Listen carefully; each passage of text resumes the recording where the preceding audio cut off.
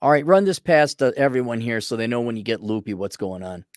I am going to be drinking a 9.2% Tallboy IPA. For those who are not beer drinkers, that's a pretty heavy percentage. My stomach is not very full, so we'll see how this first one goes. I got more beer in the fridge, so with tax season being over and with me having 0 Fs to give, I just thought everybody might want to know that. What out of curiosity, for those of us who are not familiar with hipster drinks, how many shots of whiskey is that equivalent? I'm not sure. Maybe a shot and a half. It's nothing crazy, or maybe 2 Oh, okay. shots. Yeah, it's All not right. anything crazy. The guys in the chat would probably know. And the put that up to the camera again.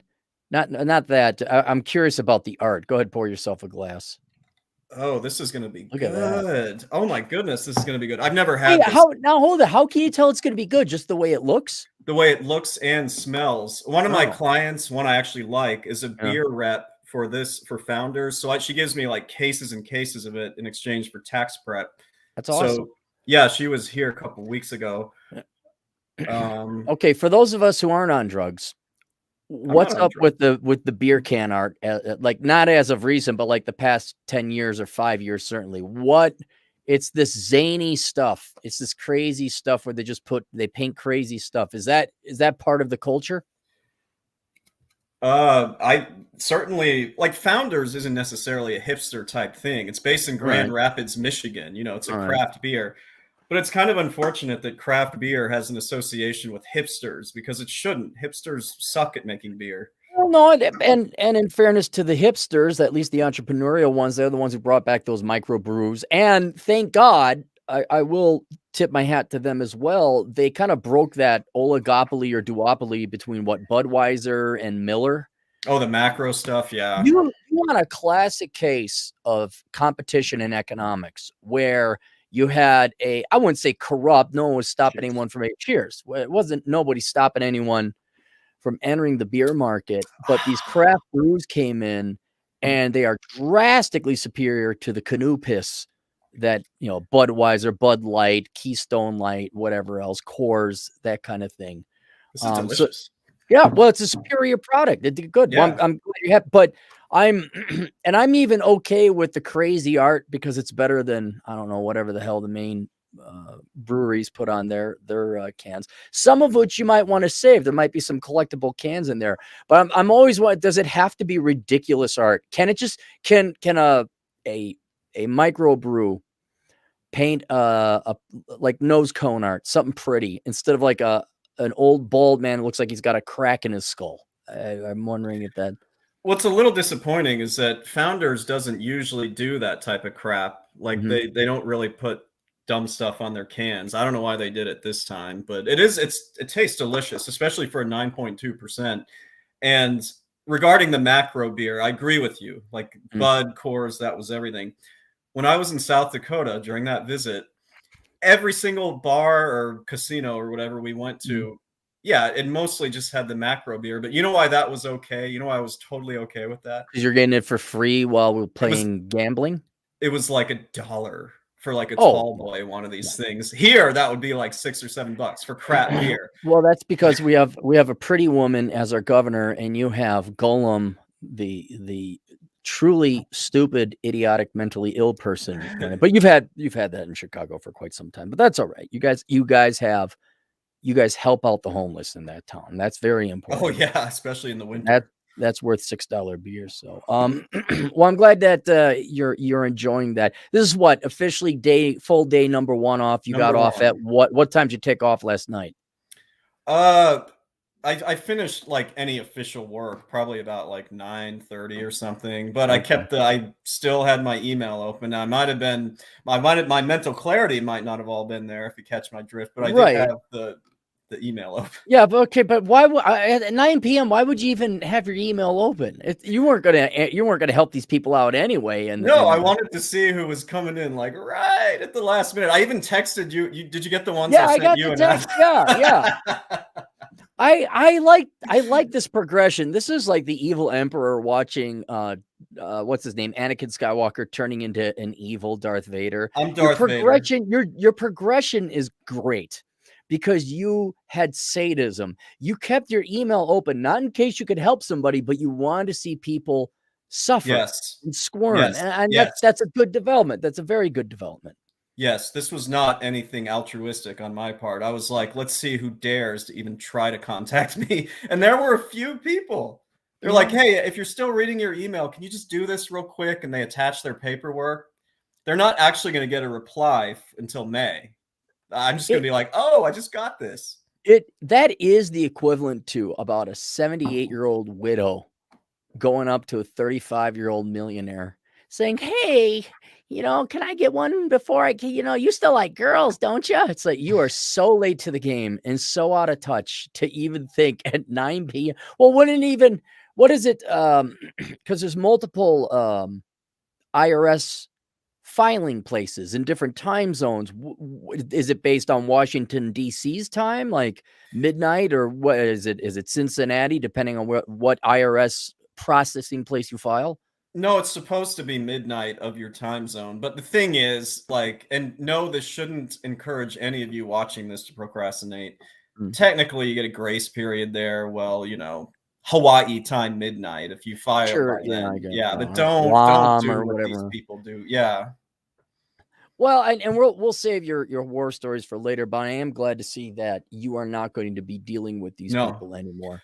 Dude, this season changed me. I know you've heard me whisper this after tax season. We've all heard you. It's great. This is like this is it. Okay. I'm not fucking around anymore. These the nerve on some of these people, and I'm gonna have to save it. I cleared this with you before. Save it for later. Yeah, I'll save it for later, and maybe I'll throw in one or two stories here. But like, no, man, like they don't give a crap about us. There's a shortage of us. They're selfish, narcissistic, entitled, cheap, poor planners, procrastinators. I mean, I could go on, and don't forget Democrat. They're very likely most Democrat. of them here. Yeah. Yes, the vast majority of them here. Vast majority. And so I don't care. Good. Well, I'm glad. And soon you'll just have an elite clientele. And I've talked about this in other capacities of work. This is why you become a surgeon, or you are the indispensable computer networking guy or whatever, where you don't deal with this. You don't deal with trash. You don't deal with inefficient people because they're unprofessional, late, tardy, dumb, lazy, whatever else. Like, no, I don't deal with that anymore. And that's why I always advocate to young guys and gals, look, if you're going to go to college, do it so you never have to deal with these people, whether it's clients, in the case of a tax client, or when you go and apply, you're not dealing with HR asking you what your favorite color is and why. These, and I want everyone to hear this, these inferior people should be flown over. You should not have to deal with them, and make sure that you're in more demand than they need you more than you need them, and you could just avoid all this crap. I need to just give one piece of advice for anybody who's thinking of doing what I do now. And then we can move on if you want. It's just like, I want to, and I probably said this on your show. I get it. When you first start your own business, you want any client. You don't care. Starving artists, whatever. It's like, give me. Don't do that. Do not make that mistake, because then you're stuck with them and you just can't get rid of them, and they'll drive you insane, and they'll make you want to just quit altogether. Be very discriminatory about who you let, in as a client. Yeah. No, and that's why if you look at Asshole Consulting, it's one-way consulting. I rarely do one-on-ones, and if I do, it's a $300 minimum because I want to be in complete control. I do not want to be held hostage. And it's like, give me your information. All right. You can write as long as you want. You're not wasting my time because I charge by the minute. Okay. I charge per unit of time. So, and here's your bill. And that's fine if you pay it or not. But you cannot be on the hook. What in your particular case, you are reliant upon their punctuality. Yes. Right. And you have a deadline. I don't. So you have and you're dealing with their money and finance, which is very personal and emotional then, which puts you're really got to manage your clientele then. Yes. Yeah. Yes. And don't let them try to push you around. For years, I let certain ones push me around because I was like, it's just easier than dealing with the BS. No, get rid of them. They can't push you on. You're the one in charge. No. So, yeah. Well, good. Well, I'm glad that you're free for the next several months. I'm glad you could grace us. I thought you'd be like in Chad world where you and Atham are doing your shrooms and your marijuana or whatever, and tomorrow is 420. Tonight is okay. just having a It's just strong beer. IPA. Okay. Yeah, I thought you'd be like a submarine submerged. We'll see Chad when he comes back up for air in about a week or so. We got to do that guy's request. Remind me not to. I haven't even read it, so you'll get it. We'll go over it later. Yeah. But let's go through a couple things now. My audience, they discussed me on many levels, and so we're going to get now. First, let's talk about Donna Hannaford. Donna's a whore. Apparently, she's torn between us and Pop. Pop's always broadcasted the same time I am. Is he? Terrence Pop? Yeah. This is like the 5th time. I don't know if him and I kind of have the same, he's self-employed. I'm self-employed. I'm wondering maybe, we're about the same age. I'm wondering if we kind of just settle into the same routine. And when he decides, it's about time to do a podcast, I'm doing one too. But this is like the 5th time. Pop is podcast. I'm like, God darn it. And Donna obviously is a whore. She'll just go to wherever. She'll go to Pop. That's fine. It hurts, even though she's in Australia. She's one of our beautiful Australian lady agents in the field. That's fine. Well, Donna, I ended up picking the time, but it was random. I didn't know Pop was going to be on too. Well, he may actually have like a regular schedule or something like that. But yeah, I don't think Pop would do a regular. Well, maybe Blake's got him on a regular schedule. Is that his producer? Yeah. Pop needs Blake. Blake, Pop is very much the artist guy. I know you look at Pop and professional soldier, professional fighter, professional killer, literally, I mean, all the above. But he actually is the artist.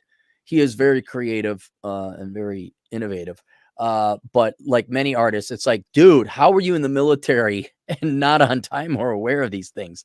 So he needs Blake, not a handler, that's too strong of a word, but maybe like, hey, Pop, don't you think you ought to? Oh, yeah, we better do that. So Blake is very structured and organized.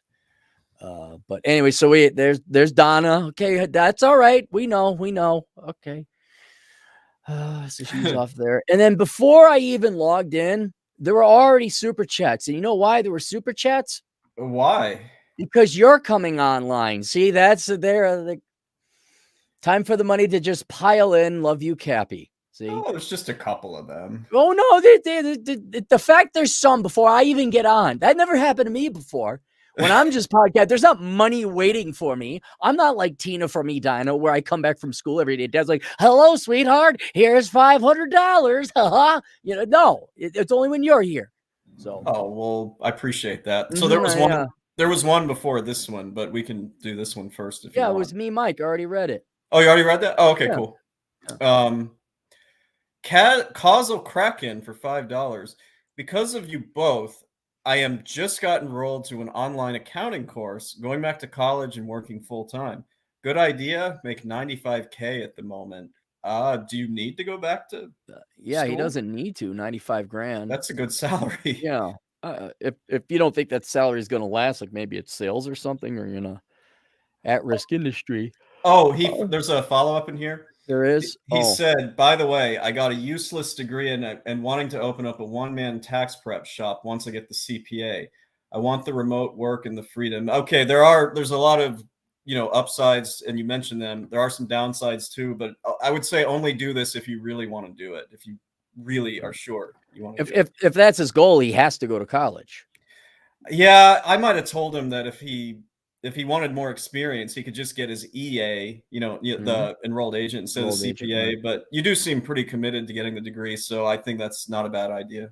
Well, and I kind of question, how is he going to clear $95,000 without getting the CPA? I mean, enrolled agents don't make $100,000 a year, do they? Not when they're working for other people. I mean, I guess like in theory, an enrolled agent could start their own thing and accumulate clients, but that's why the CPA is better, because CPA at this point has more marketing value than it does actual designation. Yeah. Well, and you got to learn accounting somehow, and so you might as well take the class. I don't see a problem with him. How many classes was he taking? Was he taking an online one? Yeah, man, you could just take that for intellectual reasons, just for fun, even like a class. Yeah, I'm just checking to see if he said anything else in the chat. I don't see anything. Okay.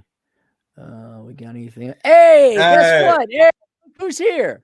that guy Pete you refused to invite to gatherings. What's going on YouTubes? Do you know Pete? Yeah, the accountant. Yeah, the accountant, right, over in Yeah. New York. So he's celebrating too with you. He's done with busy season as well. And we got to get him on. We should have him on one of these days when we're not like you come up, hey, well, podcast. I'm like, yeah, okay. It's almost like we're kids in the neighborhood. Well, Hey, you want to play basketball? Oh, okay, I'll be over a little bit. You've done that to me a few times. So. Yeah, it's great. It's like not being an adult no more. It's like going back to, hey man, you want to do this? Okay. Yeah. So apparently, I'm sorry, this is a totally different topic. Somebody said something in the chat, but this is just totally different. I think Coach Red Pill might no longer be alive, but that's what people are saying. Yeah, and it's such a shock that I'm like, no, it can't be. Maybe he's just arrested or something like that. But anything's possible. But gosh, I hope not. Same. I hope not. I don't want Gonzalo dead. Damn it! It says reported deceased. Shit. Reported? Well, hang on. Where do you find that? Let's get this just in the chat. Donna said it. Gonzalo Lira news. Damn. Well, until I see a credible news source, the Daily Beast, how a sleazy American dating coach.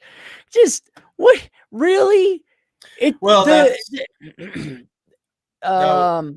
probably why he got killed. Put him on their radar. If he did, all right. There's nobody reporting it. I'll search dead. But he has been missing since Friday. I know that because I subscribe to his Telegram channel and he posts constantly, and he's just been dead silent since Friday. Well, that doesn't mean he's dead. It could be the electricity is out. He's running for his life. He says, we got to get out of here, or what a myriad. That's what I'm hoping it is. Yeah, I'm hoping he just had to. If you don't hear from me, chances are I went on a motorcycle ride and I'm not dead, so I'm not, this is where you never believe anything coming from the mainstream media, and you certainly don't believe anything on social media gossip. I think that's where this is coming from, is social media. But, right. So, but anyway, yeah. So Pete did a review of the menu, Life Without the Opposite Sex, and true to his form, you got to kind of watch it because he has a unique delivery, he has a unique channel. It's not, but very CPA analytical. He's got a whiteboard. I think his sister or brother got him, and he breaks everything down very quite literally and in detail. And yeah, so I appreciate the thing. So if you guys want, go subscribe to his channel. He's younger. I think he's like 30, 32. And so could probably, as I get older, I'm further removed from the younger people, but he could probably speak more. The offer of a lifetime for you. Okay, what's the offer of the lifetime? You send me a copy of that book. I will not only read it within a couple of weeks, I will also leave a review for it. Okay. Maybe not a great offer, but thought I'd throw it out there. Yeah, okay. When you get your booming channel going along here. Yes. No, I send you a copy, but do you really need it though?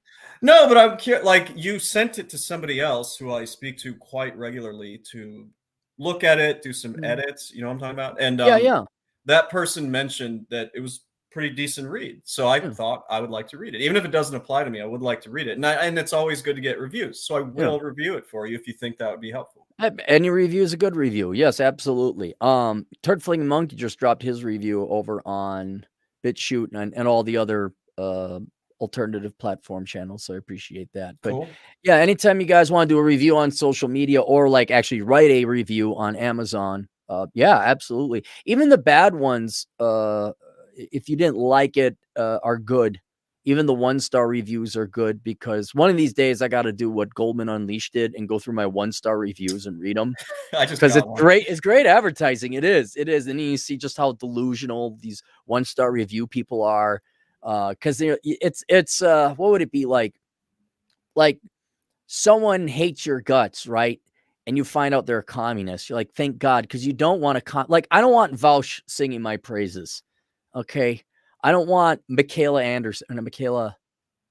Peterson. I like, if Michaela Peterson, for heaven help me, if she ever read a book and started promoting me, that would be horrible, because she's such a disgusting person. I do not want a 5-star review from her. You want bad people giving you bad reviews. And then you can usually tell they're also mentally off or mentally ill a little bit when you read the one. They don't say anything about the book at all. And so it's somewhat actually entertaining. You get to see the crazy people. You get to see the So, you delusional know, people. obviously that happened to me just a couple of days ago.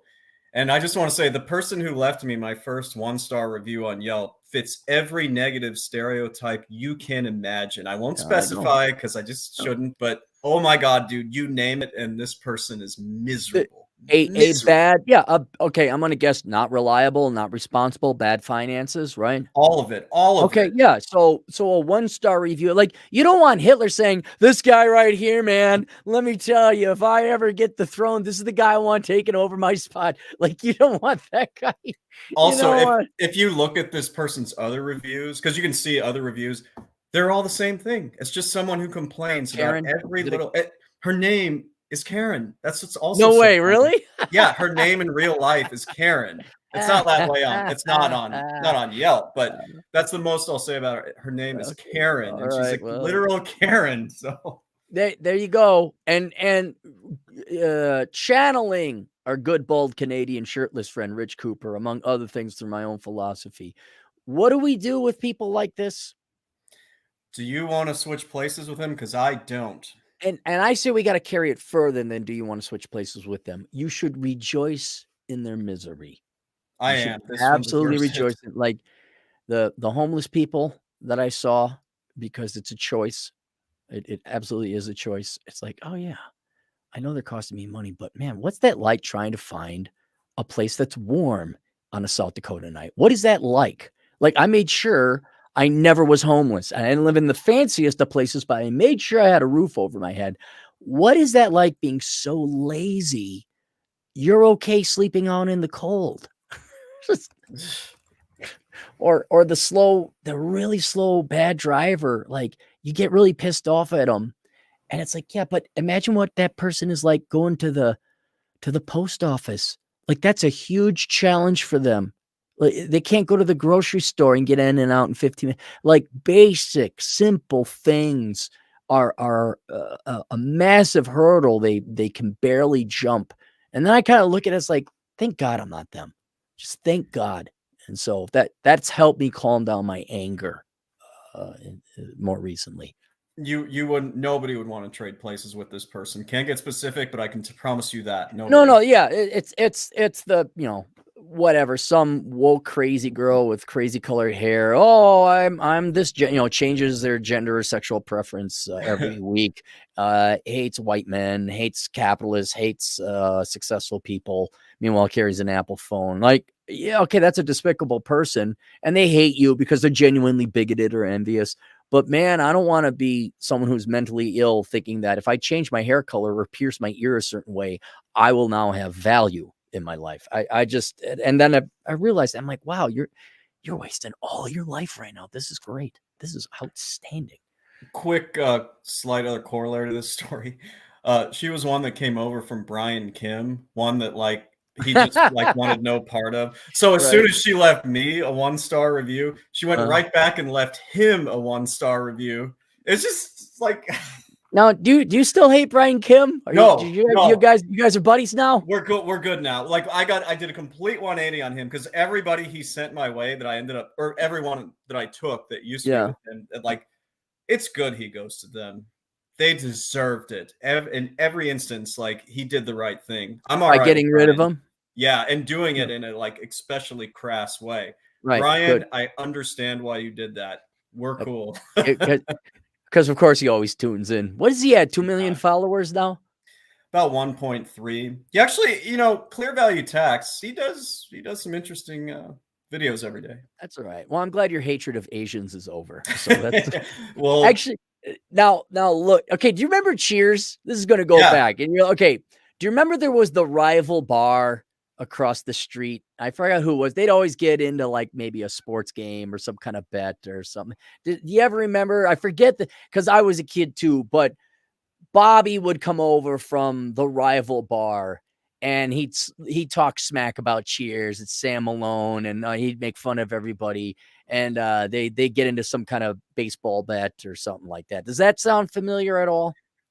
I never really got to see a whole lot of Cheers just because I wasn't in the US for most of it. But I saw a bunch. That particular part of it, I didn't really get to see. All right. Well, what I'm thinking, and this would not to be cheap or anything, but simply for the opportunity, if you were a good sport about it and were professional and what's the word?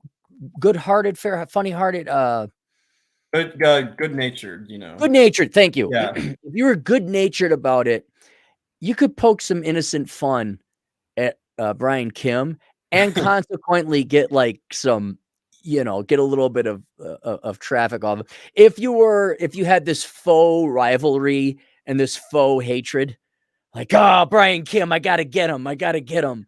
Kind of, you know, like I gotta be the number. I am number two. Or if you could come up with something, maybe a good occasional Brian Kim joke, like the number 2 guy in Chicago, or just something. The opportunity is there that if you had a good lighthearted poking of fun, you might get a good rivalry going, and then that would only help, you know, the wannabe Brian Kim. You know, well, he doesn't run his practice anymore. He just does the YouTube channel, and good for him. Well, that's what I'm saying. You're going to have a YouTube thing too. But not going to get 1 point. Weirder things have happened. What happened with this? Oh, look, okay. Now, admittedly, I didn't think my idiot face would go anywhere. I got a YouTube channel. I'm going to yell at the internet, literally. And now, well, here we are. I mean, don't be surprised. I mean, look at all the super chats already lining up because the Vlad Elkins is in the house, you know. So it's it could happen. It could happen. Well, I'll need your help with that. Even the first one, I'll be like, what the hell do I do? Look, you got Pete, the guy you refused to invite to social gatherings. He's already got like 3,000 subscribers. He probably can monetize his channel by now because he's got the 4,000 watch hours. I have 191 subscribers, so I got it. That's all because of you. Look, if you like the pats on the back, I wouldn't have. I like the money in my wallet. I don't like the pat. Screw the pat. Look, if you my dad gave me that. Look, I will yell at you, but I'll give you $100. Hey, give me the $100. I'll tell you nice things about you, but I won't give you no money. Give me the money. Well, how many is it? 500 when you can do super chats, or is it? It is 1,000. Oh, is it 1,000? Okay. And you need 4,000 watching hours, I think. Oh, okay. So you can't just have 1,000 subscribers. People actually got to watch your stuff. And so Pete does regular stuff. He's past that. Whereas contrast this, for example, with my clips channel, which I have over 1,000 subscribers, but because they're clips, they're short. And so it's really hard to get a clips channel, or it's harder, I should say, to get a clips channel monetized because, okay, you might have 1,000 subscribers, but it's a minute video. So you're not getting that 4,000 hours of view time because there's not 4,000 hours of material to watch. So you got to have a higher number of people watching. But you could easily get to 1,000. And if you have like an hour plus show, I think it would also equally easily get to, I mean, you're already 20% there. It took DT like 7 years to get 200 subscribers. Well, you had to basically do a marketing campaign for a ride to the airport, and then he pulled something else. So it's like, well, he drove me to the airport. Right, but he honored his end of the bargain. Oh, well, I was thinking of the time where it was more difficult to achieve a ride without some monetary compensation. Oh yeah, that like where I had to end up hitchhiking out to the airport. Yeah, well, that was because no one was around and Uber didn't come out to Hermosa. So that's no, that was all poor. And then this nice Good Samaritan just picked me up and dropped me off. The guy was from Jersey of all places. He had an accent. I'm like, where the hell are you from? He's like, I'm from Jersey. I'm like, oh, that's where you're from. And then it made sense. He was like Italian, slightly darker Mediterranean skin. And I'm like, how the heck did you end up out here? Like, oh, working. He's a framer. And so, I wanted to thank the guy in person. But he's out there framing. There's the guy from New Jersey out there framing in the South Dakota Plains somewhere. But he was kind enough to give me a ride. So, God, I wouldn't take a ride from any stranger here. I'd end up dead. No, but I was kind of in a pinch. I mean, I had enough time that if I hoofed it, I could get within range to get an Uber. But It's like all my friends, all my friends are here. Like, hey, like, could I crash at your place a little bit while my house is being built? So, no. Okay, thanks. I'll just get $2,000 in lodging expenses in Deadwood. That's great, and just yeah, kind of like, okay, the couch will always be open for you and Atham and Chris and the Great One and all that. The couch is always open, but I just, but we'll get you to 1,000. Oh, I was just curious. For me, it's more just I never really understood why DT and even Doc's all about like got to get to 1,000, but now it makes some sense. Look at this. Donna's back. She decided to join Team Cappy. She has abandoned. She left hypergamy. Her hypergamic nature brought her back here. She hung out with Terrence. Now she's back here. So it's good. Well, gonorrhea. Gonorrhea. No. I gotta get. That would be a great ringtone. Gonorrhea. No. Gonorrhea. No. I gotta get back to watching his stuff. I kind of forgot about it for a while. Yeah. So anyway, so everyone's making the super chats before you got here. Hey, speaking of gonorrhea, look at that. Oh, we've been talking me and him have been talking in the chat. Yeah. Does he want on, or is he good just doing his thing? Ask him if you want on. Say it in the chat. Yeah, Twitter chat or something like that. We'll get that. Let's make sure we got caught up.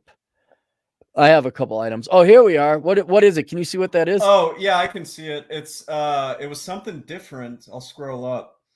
It's it's like it's a controller, like a video game console controller with arms and legs that goes like this with GG on top. It's either good going or good game, I'm guessing. Good. Yeah. Him and I have been talking because there aren't that many good games, and he's put me on a couple good games I got to go get, but I've been playing Crackdown. There's a series. Play Crackdown 1. Now I got my Xbox up here, Xbox One, so I'm playing Crackdown 3, and it's pretty good. And then Athens been saying, oh yeah, you got to try this Switch game. So I'm going to go play some of those. I really wish I'd gotten into video games, but I just couldn't. What's stopping you? You can get into video. What do you mean? I really wish I could drink an IPA beer. Okay, go do it. What? I just really sucked at them as a kid. I'll just be straight about that. It's not supposed to be good. You just have fun. It doesn't matter if you're good or bad. You ever play Street Fighter 2? Of course, yeah. I could never beat anybody at that. Couldn't beat anyone. That's probably because you were studying hard. Yeah, and I'd always pick the Brazilian character that couldn't beat anybody. So Blanca, yeah. Yeah. You don't just so you know, games are not meant to be work. You can have fun and do poorly at them. It's not like you have to always get straight A's all the time in everything. Sometimes it's all right to lose. Well, it's either that or watch sports ball. Cause of Kraken for $2, full time, 150 credit hours, degree safety management. That was a waste. That was a waste. Safety you're gonna have to go back. He's gonna have to go back for accounting. I mean, at least he's got his prereqs out of the way, but he is gonna have to go back for accounting. Doesn't Doc do something like safety management? Doc is a weirdo in a good way. Well, he is. He hit the market, man. He hit the market. He has a doctorate in safety, I believe. Maybe there's a more formal name for it, but that is his specialty. And I think it was more actuarial science where he had to do the number crunching and all that.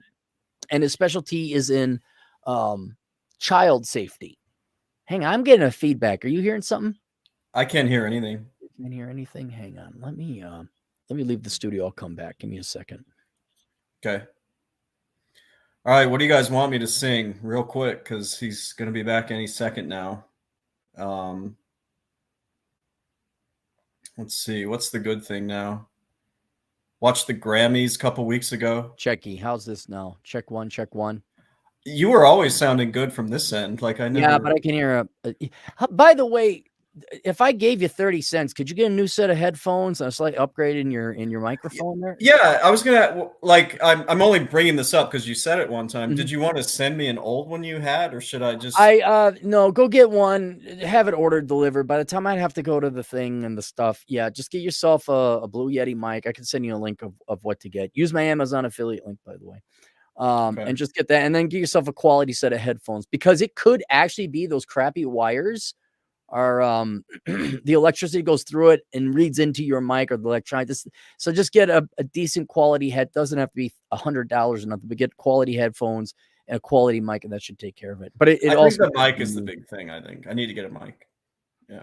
Yeah, and it's echoey too. So and do that now. So by the time you're ready to do your podcast, it's not echoey. I mean, your audio is okay, but we should really up the game there a little bit. Yeah, send me a link. Oh, Athem's out. He's heading to bed. Man, he's just taking a nap. Well, see, that's the thing. He's all over the place. I had no idea he was working 2 full-time jobs and going to school. He's been Guy's nuts. I don't know how he has time to be the Casanova that he is. Can you get the super chats before this one because or the ones I'm missing because I logged out and I came back in. So yes, I have all of them here. So the next one is from Billy Bob for $6.99 Canadian. This is about Gonzalo Lira, Coach Red Pill. Yeah. He says he is with 3 Ukrainian blondes using a table saw and getting his CPA. We joke about this. I really hope he's not dead. I like CRP. I hope he's not dead. Yeah, I don't hope he's dead either. I want him to be all right. And for him to do that, whether you agree to it or not, was pretty ballsy. Yeah. He was really playing with fire with that. Like he was speaking out against the Ukrainian president. Yeah, but the only thing I would do is leave the country first. Like, look, the Russians are invading. Now, I don't know about you, but that's a pretty good reason to leave a country. And he could have done it. He has international income. I would definitely have left. And then I would have made criticism from a foreign country that would not be under war or arrest you. Yeah, I guess I don't know why he did it, but he was always like, this is dangerous. I'm hiding. If you don't hear from me in 12 hours, I've been captured or I'm dead. So I don't know why he did it. Leave. Yeah, he should leave. All right, next one. Next one is one of our dudes, the competent man for $5. The competent man, the internet whore. Yes, the Red Pill community. Yes. Says internal auditor for the business unit of a customer sent me questions on the 2020 tax package this past week. Just be like, 2020 was a couple years ago. That's what you say. Yeah, that's. I remember having loan applications where they would be missing the last 2 years of tax returns. And I'd be looking at the banker. I'm like, okay, what do you want me to do about it? Well, can you underwrite it? And I can underwrite, the tax returns from 3 years ago, but no, it's not going to pass underwriting. Just a quick thing on this. I was going to save this, and I still will for when I do my thing.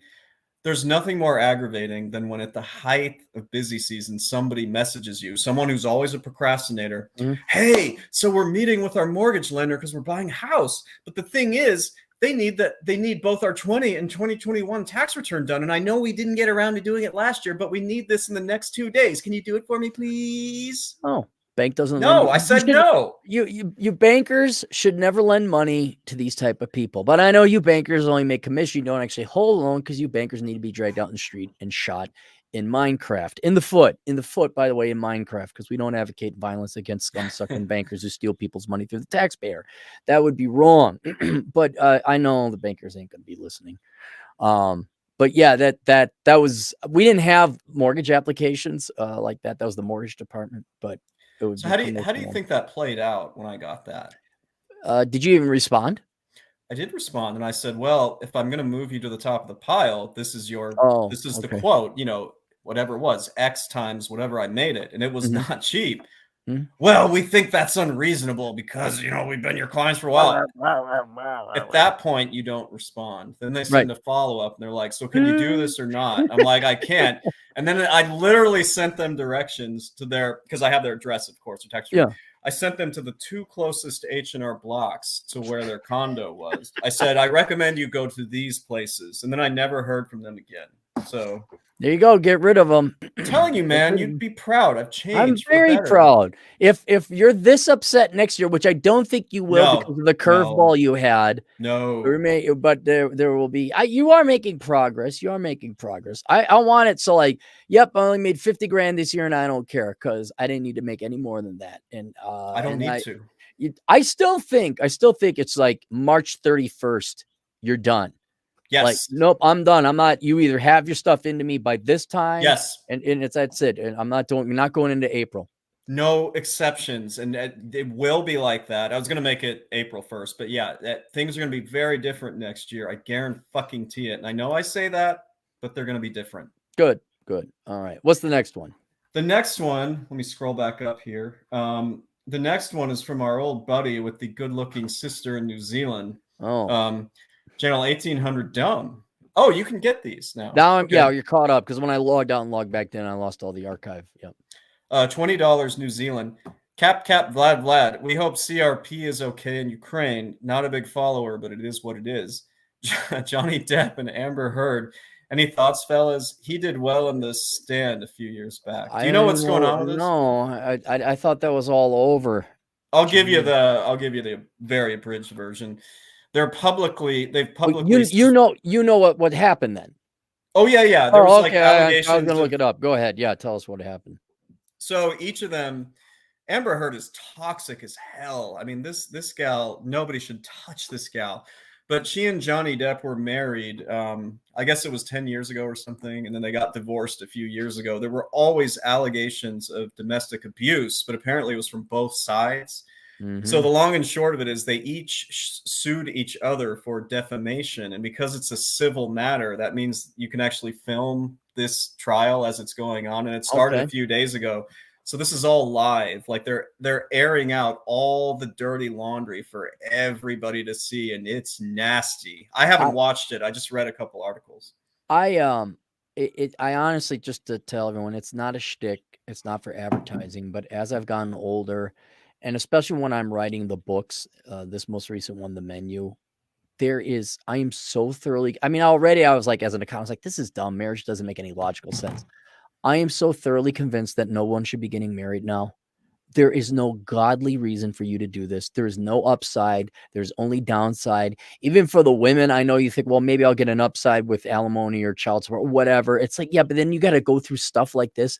Like, of all the think about what the opportunity cost of Johnny Depp is at his acting career. Like he must bill out at what, $100,000 an hour after you consider the millions he makes. He works a couple thousand hours. He makes tens of millions. I don't know what the math on that is, but you just no reason for you to get married. None to be dragged through this. You're right. I just want to add this little tidbit about Johnny Depp. Mm-hmm. When these allegations surfaced from Amber Heard and he was accused of being, a wife beater or whatever, that whole franchise that he made so much money on, that Pirates of the Caribbean, they dropped him. They just dropped him. That was it. And it's kind of, and here's another thing. Like, do you think Johnny Depp, when he was filming Pirates of the Caribbean and it came out that it was doing well and they were going to do another one and all that, do you think, hey, in 15 years, this crazy woman's going to sue me and are going to accuse me of things? I'm going to lose all my money. Well, maybe not all my money, but I'll lose this series or this franchise. I don't think it. Yeah. It really, I'm sorry, girls, when it comes down to, I could lose my entire livelihood based on an accusation. And here's the other thing, guys, you don't know what's going to happen in the future. Like, you have no idea. Like, I had no idea this internet thing would go this way. You might actually become a big time lawyer or big time accountant. So you never know where it's going to happen. And then the girl back, whatever, at a college party, or the wife that you have, and my point is, yes, there's a small chance. It's not like, oh yeah, all the girls are going to do this, but there is a chance. And why even give that chance? Just don't get married, period. You can still have the relationship. They're just, from an actuarial risk management standpoint, there is no reason to do that. And then this ridiculous circus going on between these two is just, more proof of that. I don't know why they're doing this. I don't think he should do it because, I mean, this is going to he made way more money than Amber Heard ever did. I mean, she dated Elon Musk, tried to get his money after that. He's going to lose on this no matter how it plays out. But I mean, he'll have at least defended his name. But yeah, you're right. He's not coming out looking good at this. What's his name? Will Smith, married. That didn't serve him well. I feel bad I think that guy's going to self-delete. Yeah, he might. It's just, but guys, there's just no, I'm getting older now and I look and it's like, what, I don't want to talk gossip, but Why would you not kick Jada Pinkett Smith to the curb? She's a bitch. She has not a soul of happiness. And I'd be looking like, get the fuck out of here. I don't care how fine. Will, you could live off of $2 million squirreled away. Just give her whatever. Just have your happiness and go be. But there's just no, no. You can have your house and you can visit at that. But get it, and by the way, Randy Bentwick's book, The Pence Principle, go get it. I mean, it just keeps getting proved more and more. You think it was cynical back then, but it's not. I haven't heard from Randall in a while, but that's a good book to read. But my God, just no, not gonna do it. Henry Cavill, he knows what he's doing. He's like, no thanks. No, I'll just be Superman. I'll just paint my miniatures and be cool. One of my favorite, just that hypergamy thing, one of my favorite comics is you see Superman there laying, and then there's a naked woman by the bed who obviously just slept with him, and you see a thought bubble, and she goes, is he really the best I can do? I think that's funny. Let me see who's next. So the competent man. All right, yeah. Moon-pilled rational Ganger. This is a new guy, I presume a guy, but a new guy here. Welcome to the show. $5. Is it me? Is your channel picking up in popularity with women? Maybe it's just me. I've talked more. I've had more women. Yeah, like Athab doesn't do his job. He lets Don in. He lets Jennifer in, and these girls get in, and they gossip and talk. No, what I think it really is I've generally grown, and there's always a certain percentage of women. And then some women have asked some questions related to women. And then if you do a video about women, it's searchable, and then you get a little bit more women. But I still think we're solidly under 5% female in my audience. We don't have to worry about women coming in and flooding the place with their girl germs or anything like that. Well, Moonpilled says, recommended Renaissance man to high school machine shop class. The vast majority aren't interested in college, but love the trades. Wonderful. Good. Those kids, those boys are going to get jobs. Those guys are going to be way ahead. So, hey, Moonpill, if you're going to give, I can't give you certain books because I want you to keep your job, but if you needed copies, let me know. I could get them at an author price and throw them in the mail, because for what?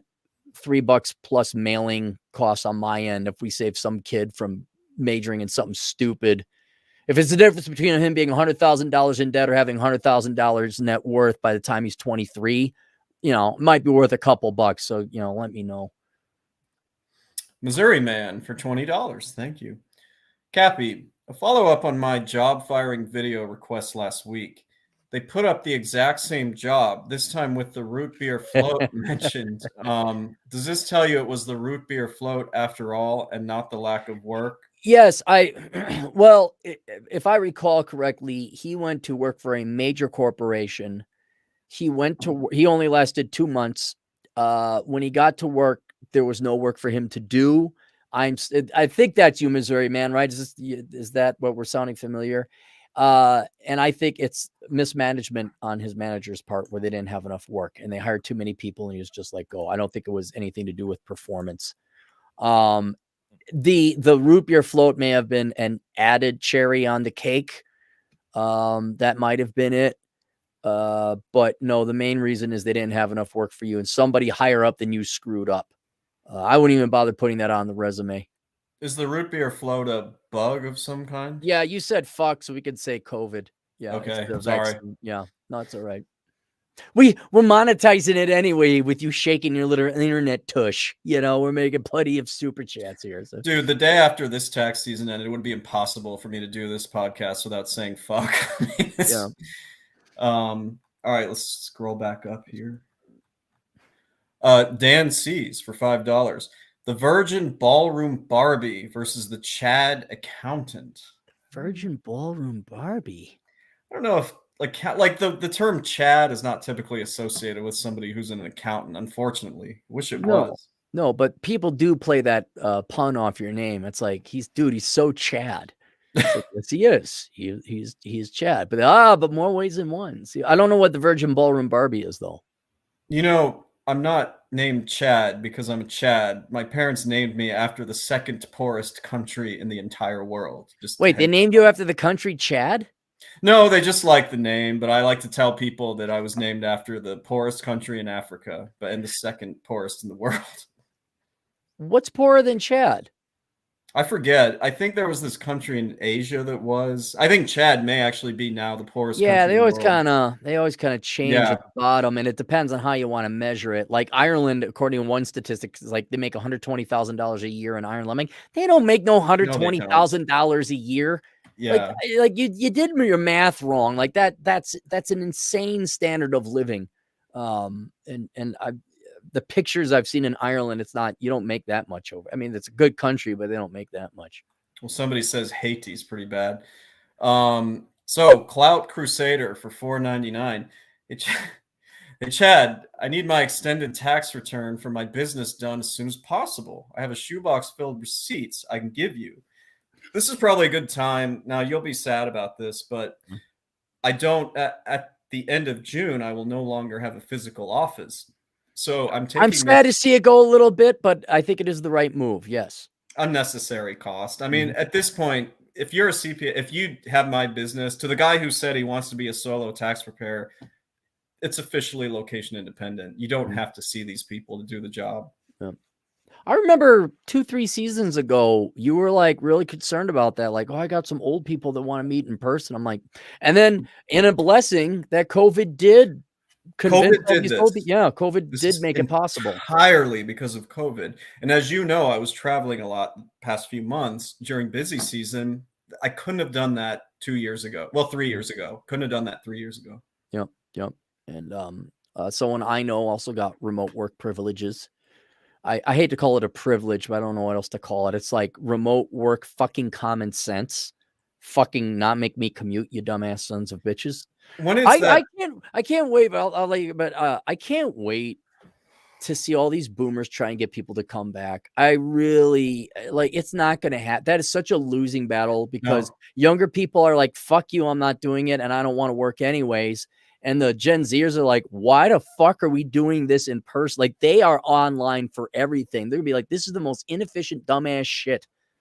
But yeah, by the way, boomers, I hope to God you waste your time trying to get people to come back and commute. That's gonna be Same. really fucking funny. I'm gonna laugh my fucking ass off at all you gray hairs. I was just wondering because I know who you are referring to. When are they going to be completely finished with that location, like permanently? 2 months ago. Really? Yeah, it's just a matter of setting up a Northern Command office. Oh, okay. Southern Command office is already set up, Northern and a mobile where I had to explain, well, you need this, this, and that.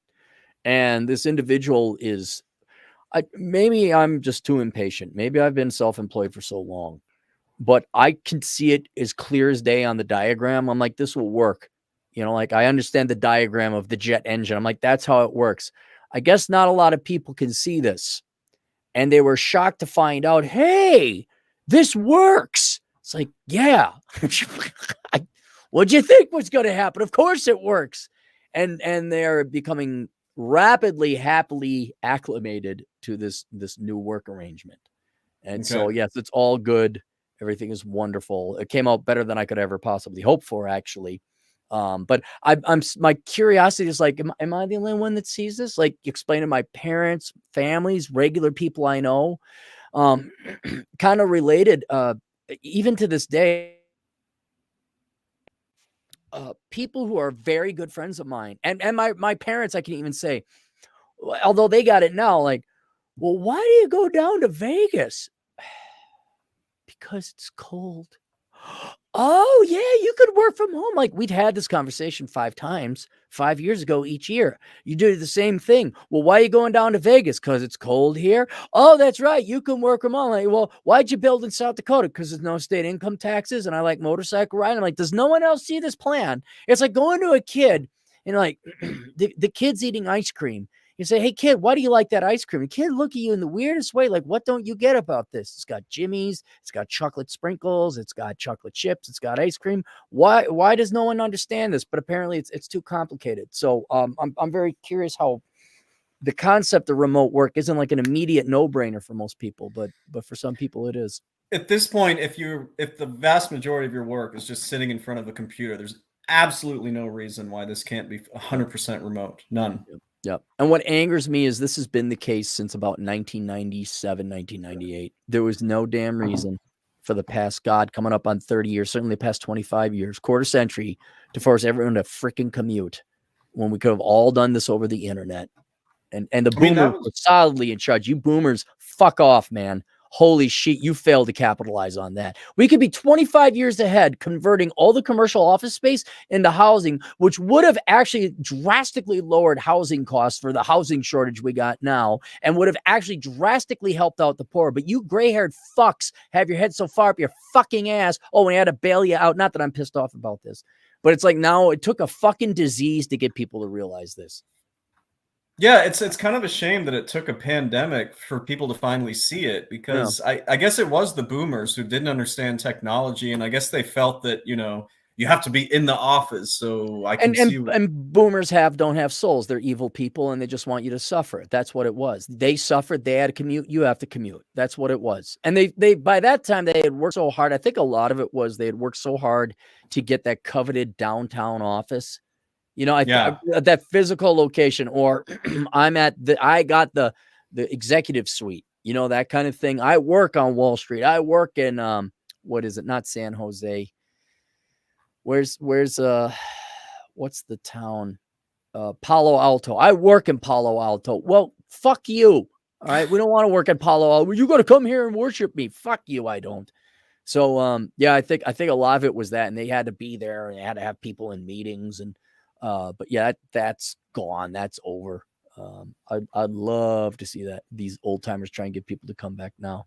Want to throw this in there. I already did most of this during tax season, but anybody who was absolutely insistent on coming to me in person to do their tax work, fired. Yep. It doesn't work that way anymore. No, get out of here. Yep. Is Chris is not here the same as Chris is black, or is that? I think so. I think he's our tornado chasing agent in the field. Yeah. I was curious. I might meet him in Nebraska because he says he's going to be chasing in northern Nebraska on Friday, potentially. And I'm like, okay, I might jaunt over there. So we got some thunderstorms happening here. So maybe isn't there a town called Chad, Nebraska, Chaddick or Chad something? Shadron. Yeah, it's got an airport. Yep, it's got an airport because there's a college there. Cheap flights to Denver. Not cheap from Chicago.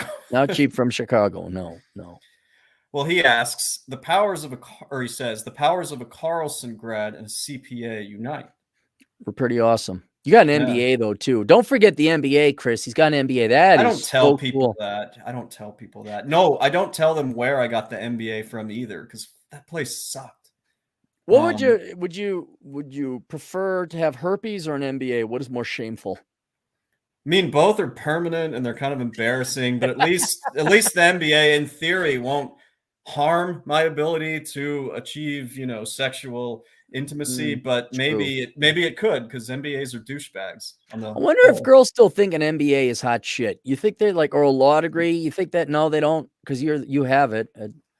No, I think girls at this point realize how stupid and worthless some of these advanced degrees are. And there's so many attorneys now, like lawyers are a dime a dozen. I remember when I was a kid, lawyers and doctors, that was the big thing, man. And doctors are the only ones that are worth a damn now. Lawyers are a joke because everyone's got their law degree. Doctors just have debt. Do they? Don't they have it paid off by now? Like every doctor I have has debt. And some of them are in their 40s and 50s. What are they buying? It's not that so they've got all this school debt. And I understand that. And they went ahead and got married, which leads to more debt, because married leads to kids, which leads to more and more money going out. Okay, but not to the tune of 100,000. I mean, you can have a family. Let's say you're a surgeon, you make 400,000 a year. You really only need 100,000 of that to support a family in pretty good condition. So there should be some left over to spend. Are they buying houses? The money's got to go somewhere, is what I'm saying. Are they buying fancy cars? What are they doing? You would be surprised. Now, these are just mine. I don't have a ton of doctors. I just have a few. No surgeons, no high rollers. Doctors don't always make as much as you think they make. We're talking medical doctors or people with a doctorate? No, medical doctors that work in internal medicine. Now, look, if you're like a neurosurgeon or if you're somebody who's badass, yeah, you make a shit ton of money. Okay. I Yeah. don't happen to have any of those. I've got your general like family practitioner, pediatrician. They What? make good money, but they're not making like a ton. Well, okay, I'm kind of curious. I thought they made a ton. I mean, I knew your brain surgeons would make more, but Yeah. what does your average family doctor make then? Is it a quarter million? Sometimes, but a lot of times less. A lot of times less than Really? 200. Yeah, because I mean, I know like medical school, it's hard to get into medical school, Yeah. but I think this is just my theory. I don't know a lot about this. I feel like there's a widening gap between like specialists and like, your general, family practitioner, internal medicine, family doctor. I feel like family doctors are kind of becoming more a dime a dozen compared to Yeah, like specialists. you're not kidding. What's the average family medicine physician salary by state?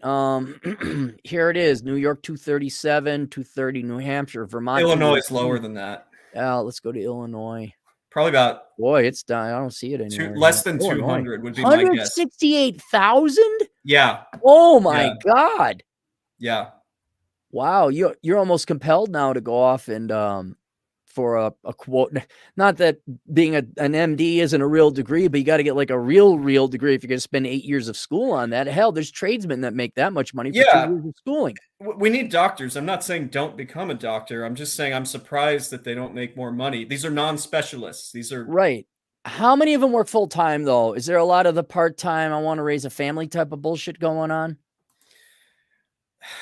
in a couple instances, yes. In Uh huh. most instances, I only have a handful. Most Yeah. instances, no. They That's make full a lot of time. money. They work in these Wow. groups. Sometimes there's profit sharing. It's just I feel bad about it because we need doctors. You We do really need need doctors. doctors. Yeah. No, I understand. I could never do it. That was like one of the things I knew I could never do. No, I'm not looking at dead bodies and blood. I'm not doing that. I just can't do that. But yeah, it's still better than And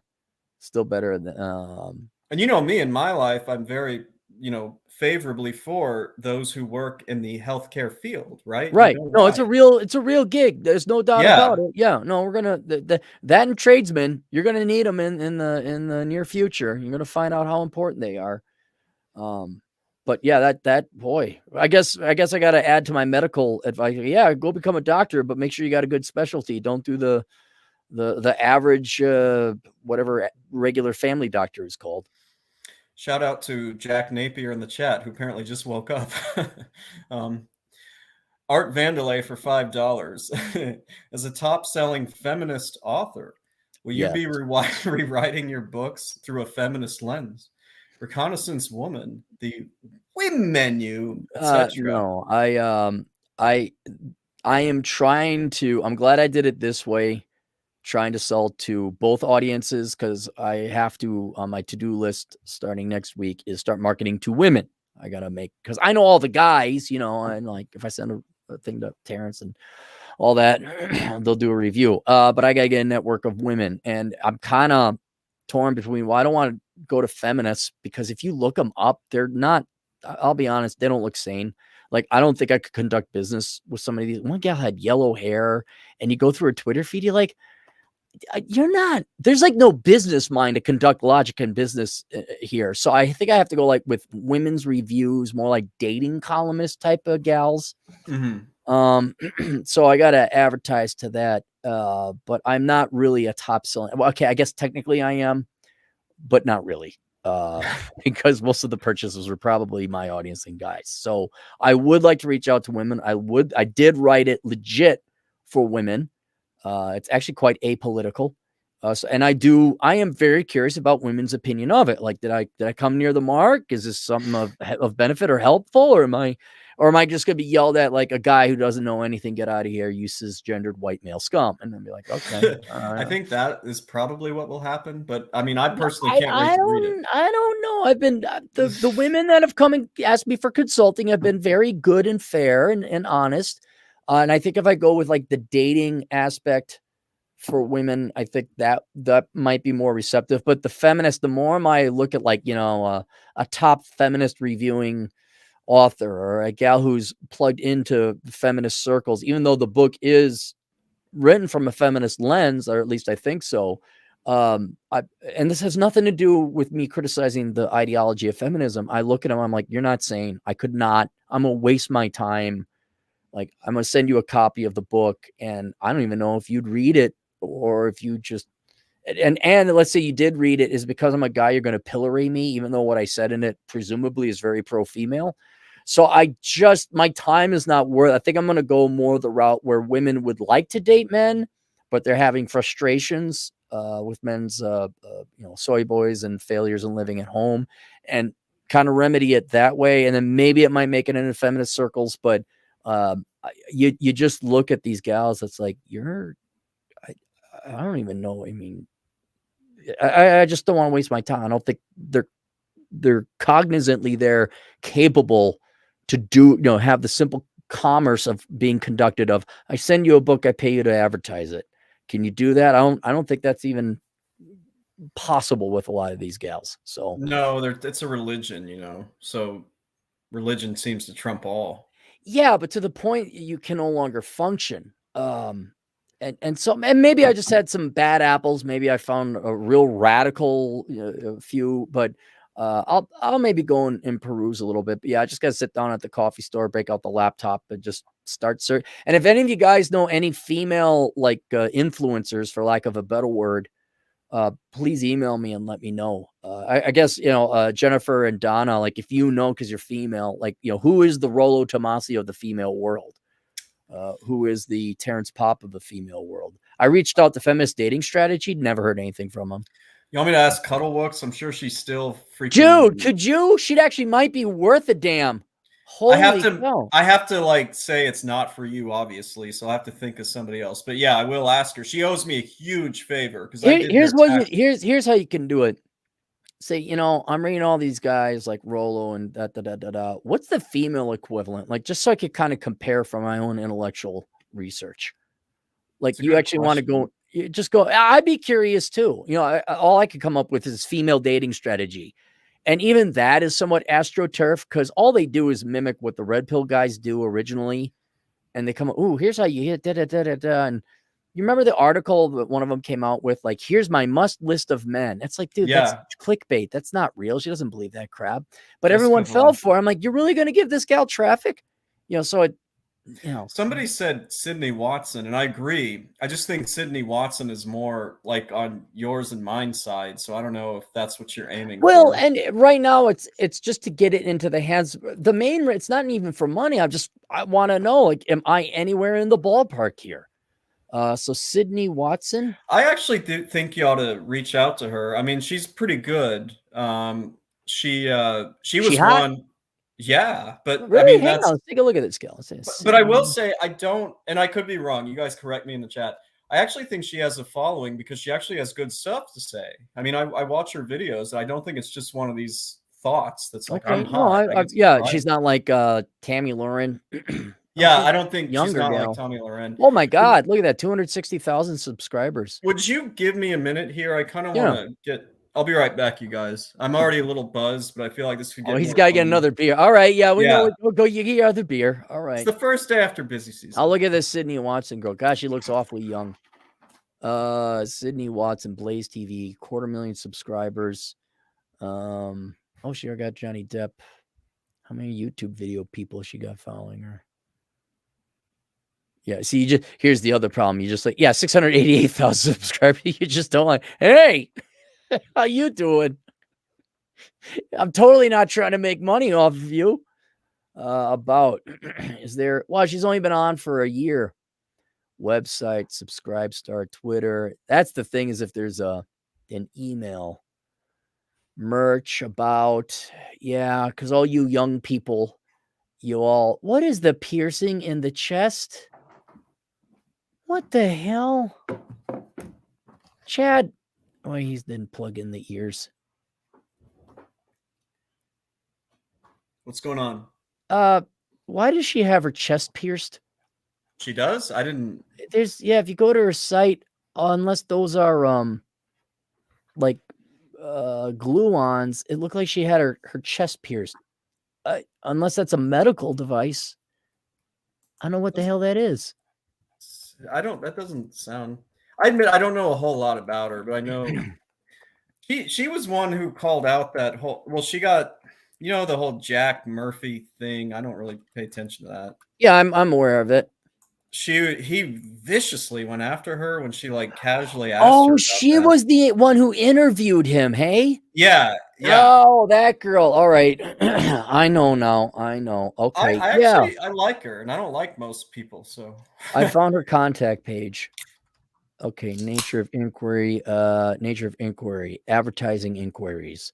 There we go. All right. So she does have she is interested in commerce. All right. Hello, Sydney. she'd probably respond to you quickly, I think. Would you have any interest in either advertising or reviewing this book? Thanks, Aaron Clary. See, all right, that's how you do it. We're always doing advertising.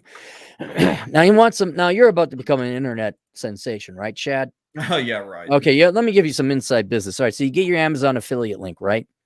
And when you send out your link, you don't send out the regular link. You send out the one you get commission on your own book. So when I send Sydney now the link to the book, I use the Amazon affiliate link. See, there we go. I am not a robot. Now I'm gonna have to tell you traffic lights. Of course, there it is. Traffic lights.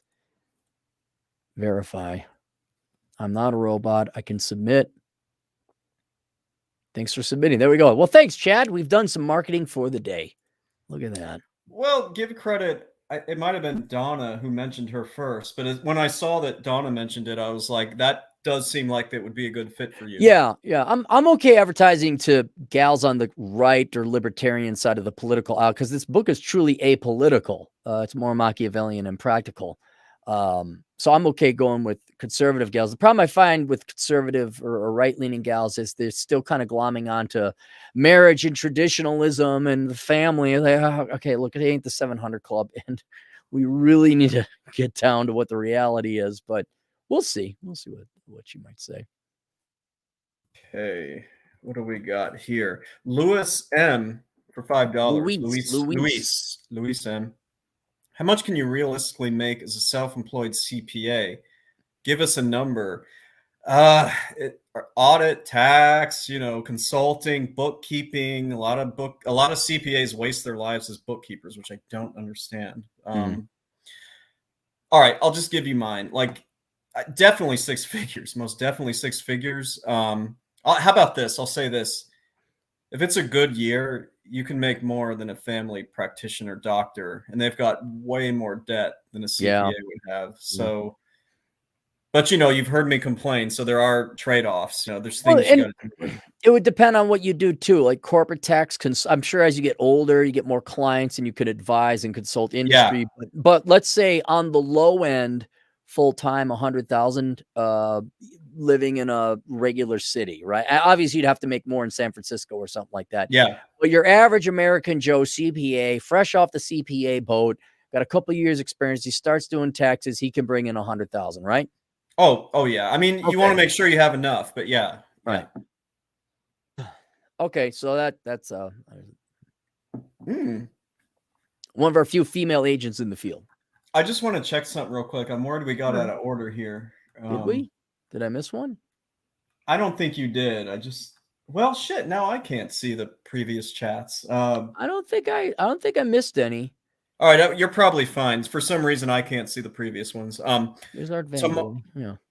Tamar Sneer for $20. I just finished the menu and Captain Capitalism reserved. Good stuff. Good. Thank you. Yeah, reserved. I should really promote these more. But if you guys are wondering, like beforehand, I wrote for a blog and I still technically have the blog. But I've backed up all my greatest blog posts on 3 books: Captain Capitalism, Top Shelf, Captain Capitalism, Reserved, Love Letters to the Left. Maybe there's 4. But Reserved is like an 800-page book. So I'm glad. Yeah. So there's Reconnaissance Man. Well, she didn't mention that one. That's the menu. Yeah. So I'm glad you liked it, Tamar. Thank you. Hey, by the way, since you are of the female persuasion, could you just give me your female? Please email me. I'd appreciate it very much. If you just email me some of your key 3 bullet points, you don't have to take a lot of time. Was I off? And if I was wrong or criticisms, please send it. Because there were multiple purposes for me to send to put that together. Hey, look who's in the house. DJ Aftershock. We're those $2.23 super chats over and over and over again. I miss Dre a little bit. I don't know. I think he's busy. You know, he's got his things going on. He was like the mosquito. For $2, he'd always sting you. Dude, like, he's annoying. I don't want to kill the vibe, but like ever since when people disappear like this, you know, it makes me think of Fred. So I'm always a little like worried whenever I emailed Dre. He did not off himself. He's fine. He's just busy. All right. But a lot of that happens. Like people kind of like Molyneux. I would listen to him very regularly 5 years ago, and now very rarely do I do.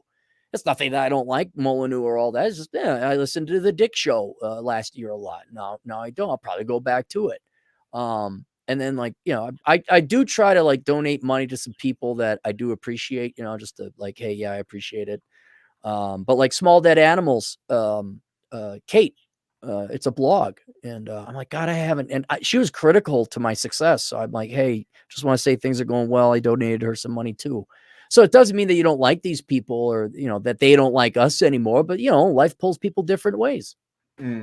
Molyneux is on Rumble. Obviously, YouTube kicked him out. They kicked him out. Yeah.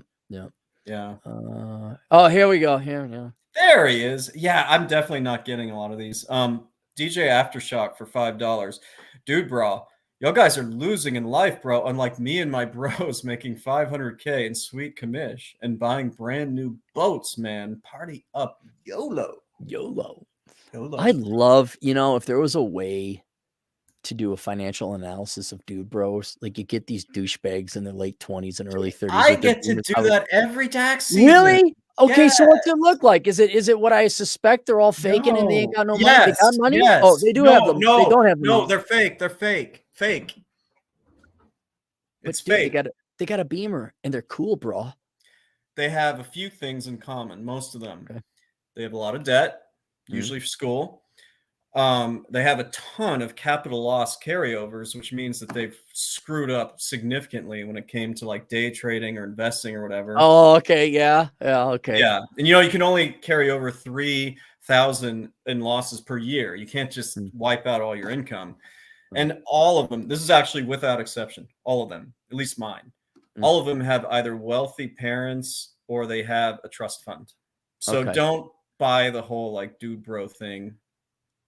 I've thought about this before. I even did a video about how to find a rich man. It's out there, ladies. You can search it. And the thing I said, okay, you got to delineate between an actual rich man. Like, what do you girls want? Do you want a rich man or do you want a guy who spends money on you? Because people who spend money don't have money because they're spending it. A very genuinely rich person who is wealthy enough that they can also spend it and still have money, that's exceptionally rare. So it's almost a guarantee that if you see a guy spending money, he is actually not wealthy. But girls ultimately don't care about that, I'd say, in a practical manner, because, well, what if he's a penny pincher and he has all the money, doesn't spend it on him? Because girls, presumably, if they want a rich man, it's because they would get some kind of opulent enjoyment in life. They would be pampered. They'd be privy or be able to enjoy part of this guy's spending. So it really is the spending you girls want, not the fact he's good with a 401k and his finances. And this is why those dude bros, I still think, get the girls, because they're actually dropping the money. There is a transaction. Then girls get upset that they find out, and I saw this in banking a lot of times, where we wouldn't extend the loan and the guy's financial empire collapsed or his business empire collapsed because there was no money. And then the girl divorces him. They can't believe that they have to return the Beamer or whatever else. It's like, yeah, it was a stack of cards. Right. I mean, there were a couple of dude bros that were in my graduating class, and yes, I do their taxes. And I don't know, it's all a bit of a facade. It's not real. Yeah. Rob Dean for $5 Australian. Cappy, here's $5. List 3 reasons Marx is your favorite economist. Okay. All right. Let's just go with the premise. He is my favorite economist. The beard. I like the beard. He was here's one thing I can honestly say about Marx. He succeeded in working the least amount in his life. That guy was a professional panhandler. And since I believe that freedom is the ultimate form of standard of living, he achieved that admirably, living off of Ingalls and Ingalls' father. How long do you think he lived? Didn't he die like 56 or something? How old was he? He actually died when he was 64, which, I mean, for doing no work throughout his whole life, not bad. Yeah, and that was pretty good living In the expectations back in the 1880s. 1880s, yeah. No. His life was very easy. He convinced a woman to have sex with them and be married and have children. I think he even had a mistress. So from not an opportunistic, from a utilitarian standpoint, he was very good in that regard. I think, what else? I mean, what else can you see? I guess he's famous as an economist because he wasn't that smart. If you ever try to read Das Kapital, it's just drivel. He never gets to the point. Yeah. I frankly think he was a madman, not in an evil genius sort of way, but just blathered on. So he pulled it off there. He's famous, but he's only famous because it's popular to advocate parasitism. That's about it. And okay, here's another thing to be impressed with. It's not good, but I'm like, in terms of an economist, that guy has single-handedly killed more people than any individual in the history of humankind. That guy, like, he unlocked a weapon more powerful than nuclear weapons, and that is communism. Like, so if you want to destroy an economy, if you want to destroy your enemy, you could try and find them with guns and bombs, and you can go ahead and send soldiers over there to die, or you just subvert them and get them to implement a communist system. But those are the only things I could say that are, quote, great, not necessarily good about him. And if I had to come up with things that makes him a favorite economist, maybe more notorious, but certainly not good. The single most destructive person in all of human history. Just a horribly despicable person. And that says nothing about the lives that he's ruined, where all these people believe in free shit. Like I don't know any Democrats who are happy. They're all miserable panhandling because they don't want to work. And they keep believing in these theories that are all bullshit. And how many people lived out in the Soviet Union the 75 years it was around? Like, how many people, they weren't killed, but they were miserable. By far there is no more of a singular, disgusting, vile, evil human being than this guy, and all you morons that keep believing him. But it's kind of crazy. Obviously, I have mostly Democrats, leftists as my clients because I live here. Yeah, even the ones that make a lot of money, they just don't seem that happy. It's really bizarre, because as I'm getting old, would you like a kind of it's going to sound so shut the fuck up, Clary. Are you ready for the poor baby? So everything kind of got, like, the house is done. I was in the Southern Command. I got here, and now things are finally done, right? And I had a perfect day today. I woke up about 8. I had my coffee. There was really no work to do. I got breakfast at the diner that I can afford. It's not a fancy diner, but I can afford to eat out. Did I go there? Huh? We went there. Yes, we did go there. Yes. I know which one. Then I went out to Lake Pactola. I did about a 6.5 mile hike. It was beautiful, 70-degree day. As I'm walking on 385, I have to look it up. Motorcycle riders are going by. I'm like, maybe I should motorcycle ride. I'm like, no. So I get to town. I go to the coffee store. I have a Breve.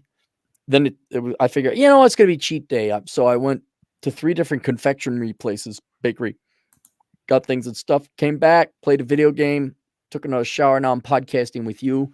And the entire time I'm like, is this it? Like, is this what's going to be? And did you see the Family Guy bit where Wile E. Coyote finally catches the Roadrunner? Yes, I know exactly what you're referring to. Or another cultural reference, cinematic reference, was the Twilight Zone where the gangster dies and he gets everything he wants. He gets everything he wants. And dude, that is hell. It's not a joke. It's not a joke. You get to this point and you can have everything. Now I'm a minimalist, so everything I want, the bar is a lot lower. I want freedom. And I got it. And I just can't shake this feeling of, one, dread that the other shoe is going to drop, but then 2, like, what else we do? What do we got to do? And it's the whole point. You dumb shit. You're supposed to sit and relax now. And I don't think humans are geared for that.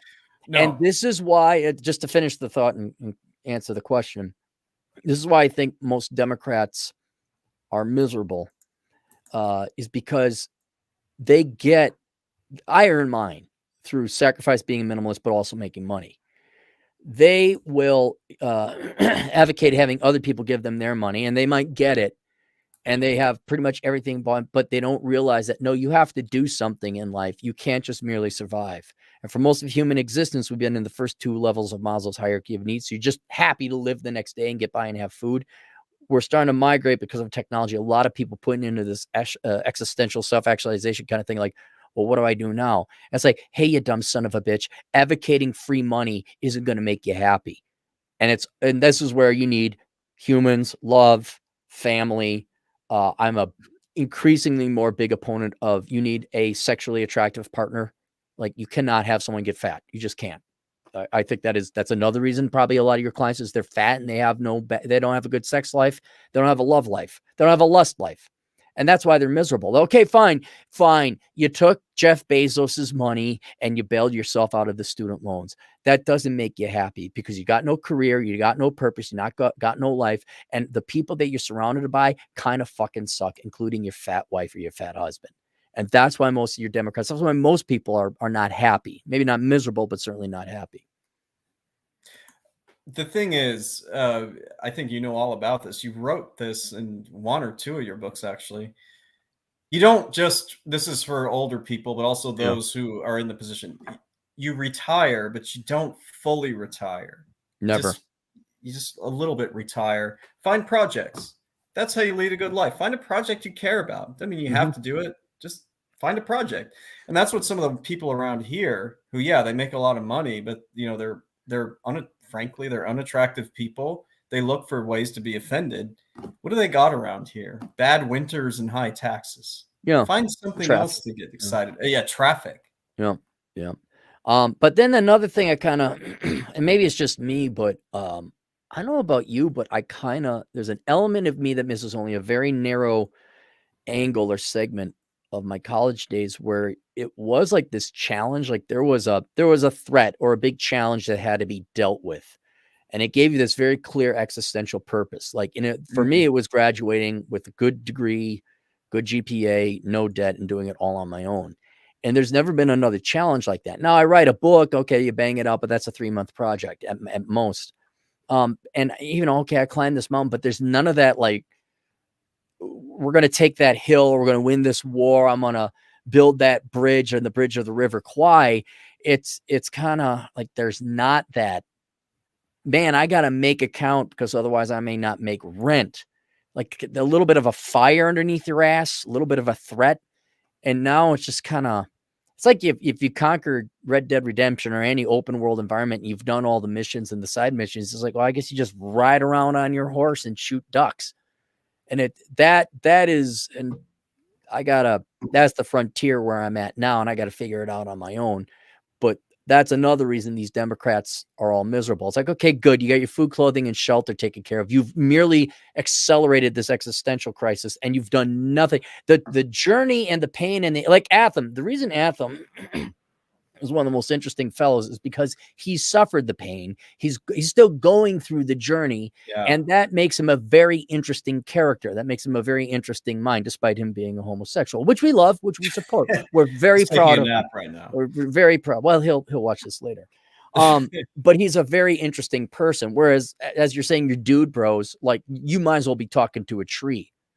They have no character. They've had no hardship. They've had no flavor or seasoning added to them. And when you get life put on easy mode, either because you get bailed out by the government, your daddy, and you have government aid or UBI, I would debate whether or not you're even alive. You're certainly not someone that I want to talk to. There's nothing in your mind that is interesting or stimulating. I would debate whether, one, you're alive for your own sake, and two, you're certainly not alive for other people because your sentences can be finished and you're a complete robot. So I think that's another reason is they like this intellectual journey or this galvanizing process that would make them an intellectual or self-aware, non-NPC, just cookie cutter, bail me out of my student loans type. But they don't even have that. So they deprive themselves of that hardship that would make them I would say a even higher level conscious individual. Like, oh, wow, this is what it is. Here's who I am. This is what I had to go through to get here. But they don't even have that. I mean, and we, your dating experience corroborate this. Like to travel, liberal arts degree, swipe left if you like Trump. I mean, it's like, okay, just get out of here. You're not even alive as far as I'm concerned. So that's why I think a lot of them are miserable. Let me enhance your point there. Getting back to that 1-star Yelp review I got.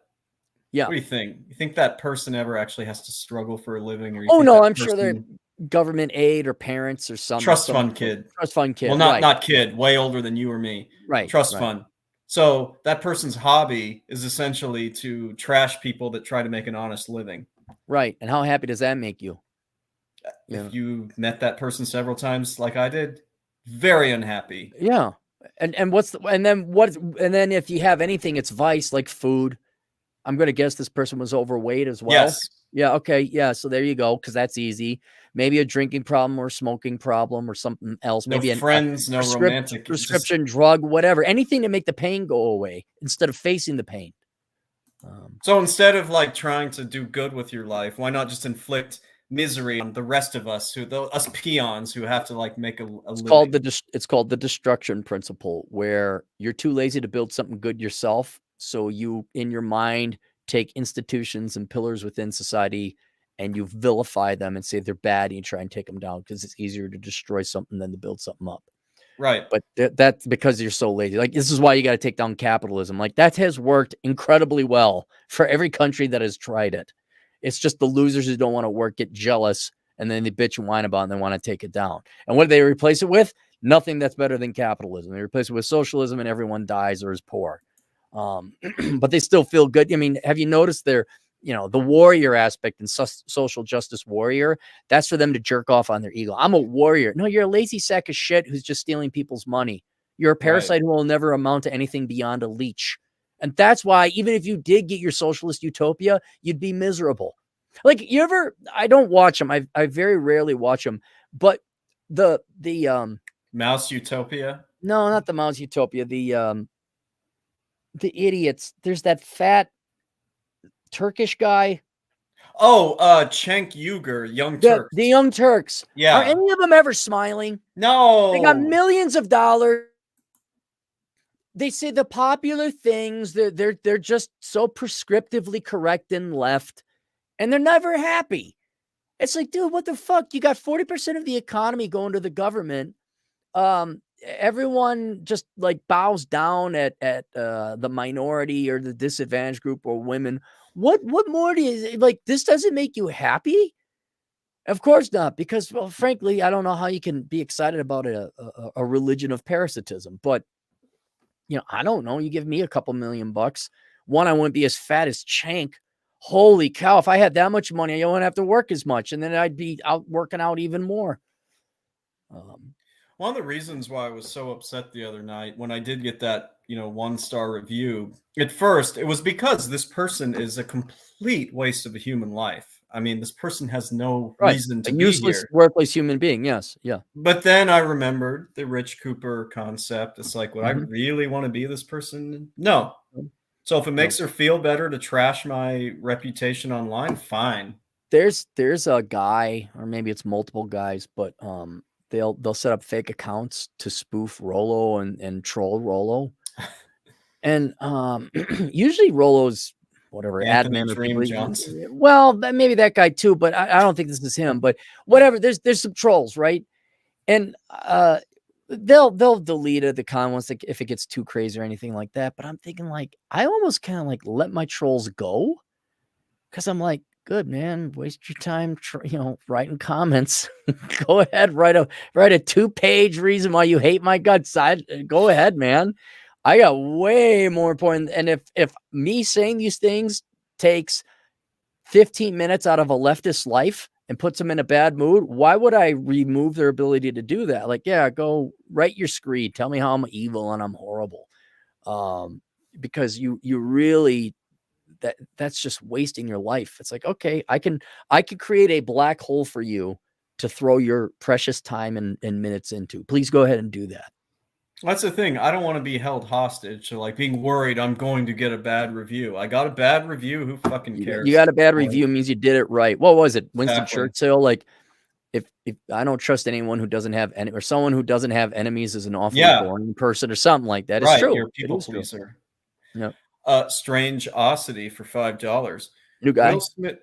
Will Smith laughed at the joke, then got a look from his wife, so he had to slap Chris Rock. Too bad. LOL.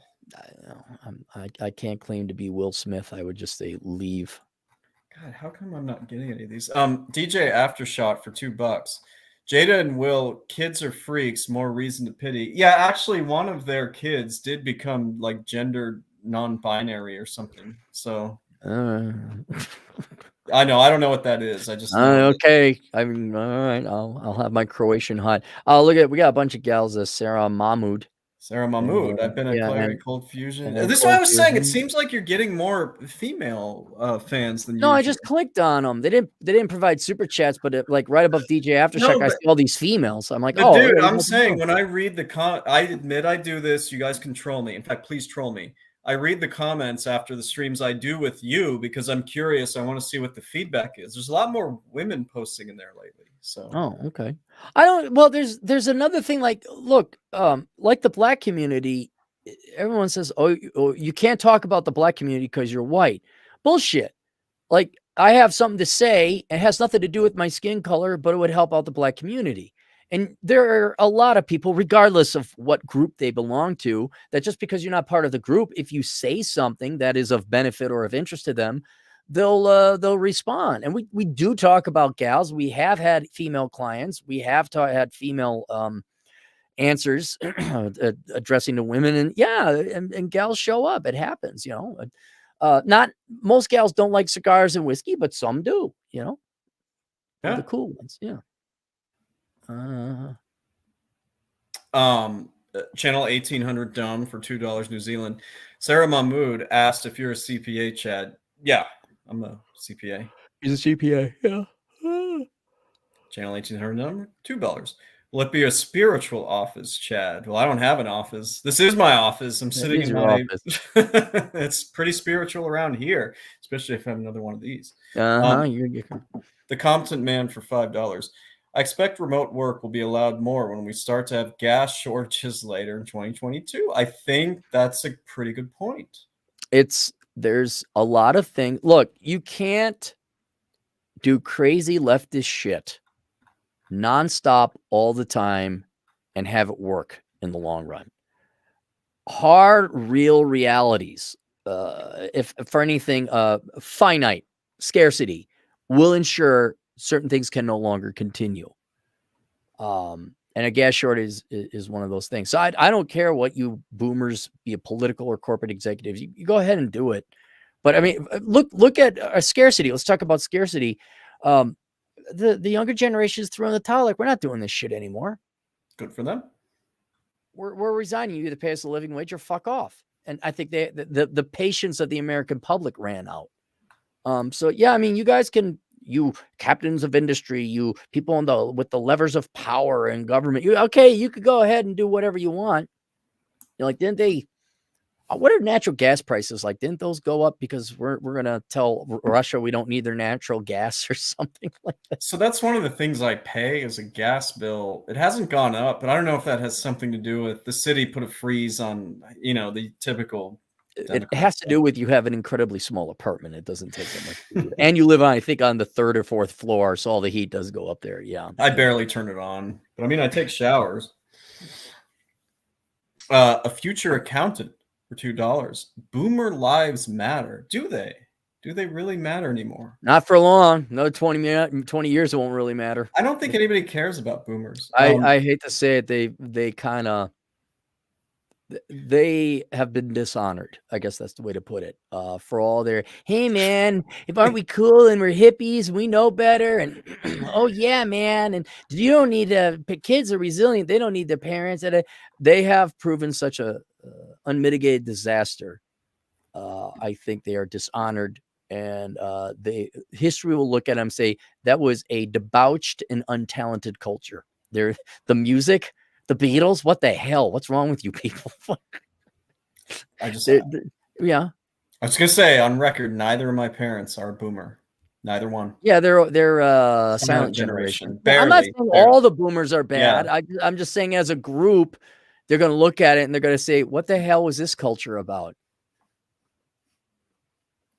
You going to do your job here, Mr. Aspiring Podcasting Guy? This is a great question. ZQ the Martyr for $5. Quick question to Vlad. Can I change my rental contract to my LLC and then write off the rent payments of my business income for taxes? You kind of should be doing this anyway. If you are he houses his business there, right? If you are a Schedule C, and I'm not going to get into the technicalities of that, you should be claiming a home office anyway. I don't know if you're getting 1099 income, but if you're not doing this, you need to start as soon as possible doing this. Yeah. So yeah. And I mean, to help him because he paid $5. Usually there's a dedicated square footage of your apartment. So like kind of like it depends. Like if you got an actual room and you got a 1-bedroom, let's say you have a 2-bedroom. I mean, go live in the smaller two. That's where you put your bed is the smaller one. So you get the larger square footage. And oh yeah, that second room is my dedicated office. Or just measure it with a tape measure. Like, okay, here's the desk. I need a chair. I need some cabinetry or whatever, some filing cabinets. And then you kind of estimate it. And then you take as a percentage of your total square footage of your apartment, you take that off of your rent. But yeah, that's that. Let me provide a little more direct Professional advice here. Okay. No, this isn't professional. It's actually quite the opposite. All right. Okay. Do you really think at any point in time an IRS revenue agent is going to knock on your front door, have a tape measure, and be like, "Hey, we're here to verify that the square footage that you..." I fear they would. Yes, I do. Even Biden's, $83 billion initiative or million, whatever it was, to get, revenue agents, right? Yeah, there's not enough accountants. Yeah, I'm aware. But okay, all right. Well, I would still. I'm not lying. It would keep me up. And all right. Write off the whole damn thing except the toilet. Okay. Just keep it reasonable. And if you're worried about this ZQ, just find an accountant and not one at H&R Block. So, all right, there we go. We're gonna send ZQ to jail. Oh, Chad Elkins advice. I'm in jail. They brought a tape measure.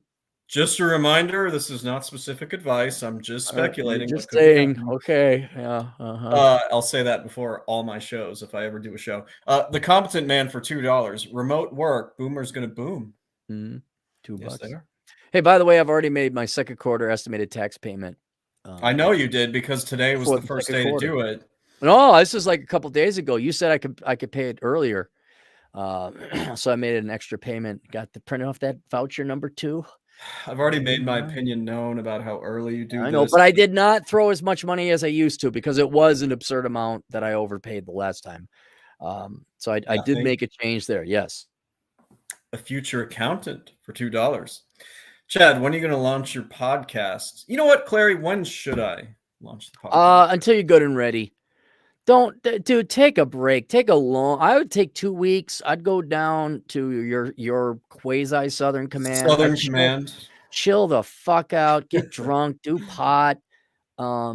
Just relax. If the tornado chasing kid is in town, go chase a tornado or 2 with him. Come out to my Northern Command, chill the fuck out. You know what I got this time? I got furniture, man. You can sit down. All right. When I saw you sent a picture, like I'm going to play video games. I admit my first thought was, where is he? And then it like clicked in my head. I think I know where you are. And it's like, where was I? You were downstairs, weren't you? Downstairs, yeah, the game room. Yeah. You didn't have that before. I did not have that before. I didn't have a lot of things before. I remember putting up blinds while you and the tornado chasing kid sat there drinking beer, not lifting a finger to help me. Hey, I was on summer break. Not even, hey, you need help carrying those? It's a pleasure to watch you work. Dicks. Anyway, yeah, there's a lot. You just gave me an idea. What if my first show was sitting where you're sitting right now? No, No, because that's work. My whole point is take 2 full weeks off. Relax. don't even think about the podcast. All right. Because if you think about the podcast, that's going to be bad. You just do the podcast, man. It's a hobby. It's fun. So Yeah. don't, and just because you need to have a little bit of energy. You need Yeah. to have, and then just, yeah. So give it at least 2 weeks, but you want to, Yeah, I'll be fine after this week. I just need to catch up on sleep, chill out a bit. So no, whenever you're ready, let me know. I'm like I said before, I'm way caught up on stuff, so I have a pretty open schedule, but I'm not traveling anywhere. I'm not doing any seminars. I think I did an interview with Joe Cottle last night. I think that'll be my last interview of 2022 because unless it's like to advertise the book or like purely financially advantageous, I'm burnt out too. It's not as bad as what you went through, but it was more amortized over a longer period of time. So I'm totally, yeah, I'm open and free. So whenever you're ready to go, just give me like a day heads up and I'll make sure I'm not like hiking or riding a motorcycle or gambling in Deadwood or something. well, let me call it then. Probably the early portion of May. I kind of want to take the rest of April to just chill out. That's fine. That's fine. Yeah. Absolutely. Irrationality for $2. Do all homes is the best. I love living in 2 cars. That's good. That's good. Yeah. Well, van life. I got a fair amount of people. There's the tornado chasing kid. There's our Milfy Cougar. Yeah, Cynic and Chief does the Milfy Cougar dentist. She does van life. And haven't heard from her. Yeah, I back and forth because she's potentially going to meet Troy Francis over in the UK, and then I'm potentially setting her up with the Great One. Yeah. Well, hold on. Don't get hope. See that? Look at your face. You got hope. Okay. Let's just calm the fuck down. Everyone. Let's just, as the former great Moldoni would say, just calm the fuck down. Everyone just calm the fuck down. So there's that. And then there's another gal I'm introducing to the Great One. She's a regular here too. But well, the Great One's going to have a ton of pussy. Well, you know what a fan of I am of the Great One. You're a big fan of the Great One. Everyone likes the Great One. I want the Great One to be happy. It's all I'm interested in. He's doing just fine chilling out at this house for $400 a month. Thank you very much. He's doing just fine. Even cheaper because I had to do all these things on the house. Oh, do this for the heat, do that. So he kind of got, he got by pretty cheap this year. He has said on his last 2 podcasts, because I listen to them occasionally when I run or whatever, that he has started the process of looking for his own place. Correct. Yep. He's going to, and I told him to take his time because you don't want him going to one place where it's not going to be good for him. And he is a friend. He's helped me out in the past. I've gotten tons of free lodging in Fort Collins. Unlike he's a good dude. He's a good dude. He didn't lose his fucking shit like other people have. So yeah, he's a stable guy. So I have no problem helping him. But it's like, yeah, dude, take your time.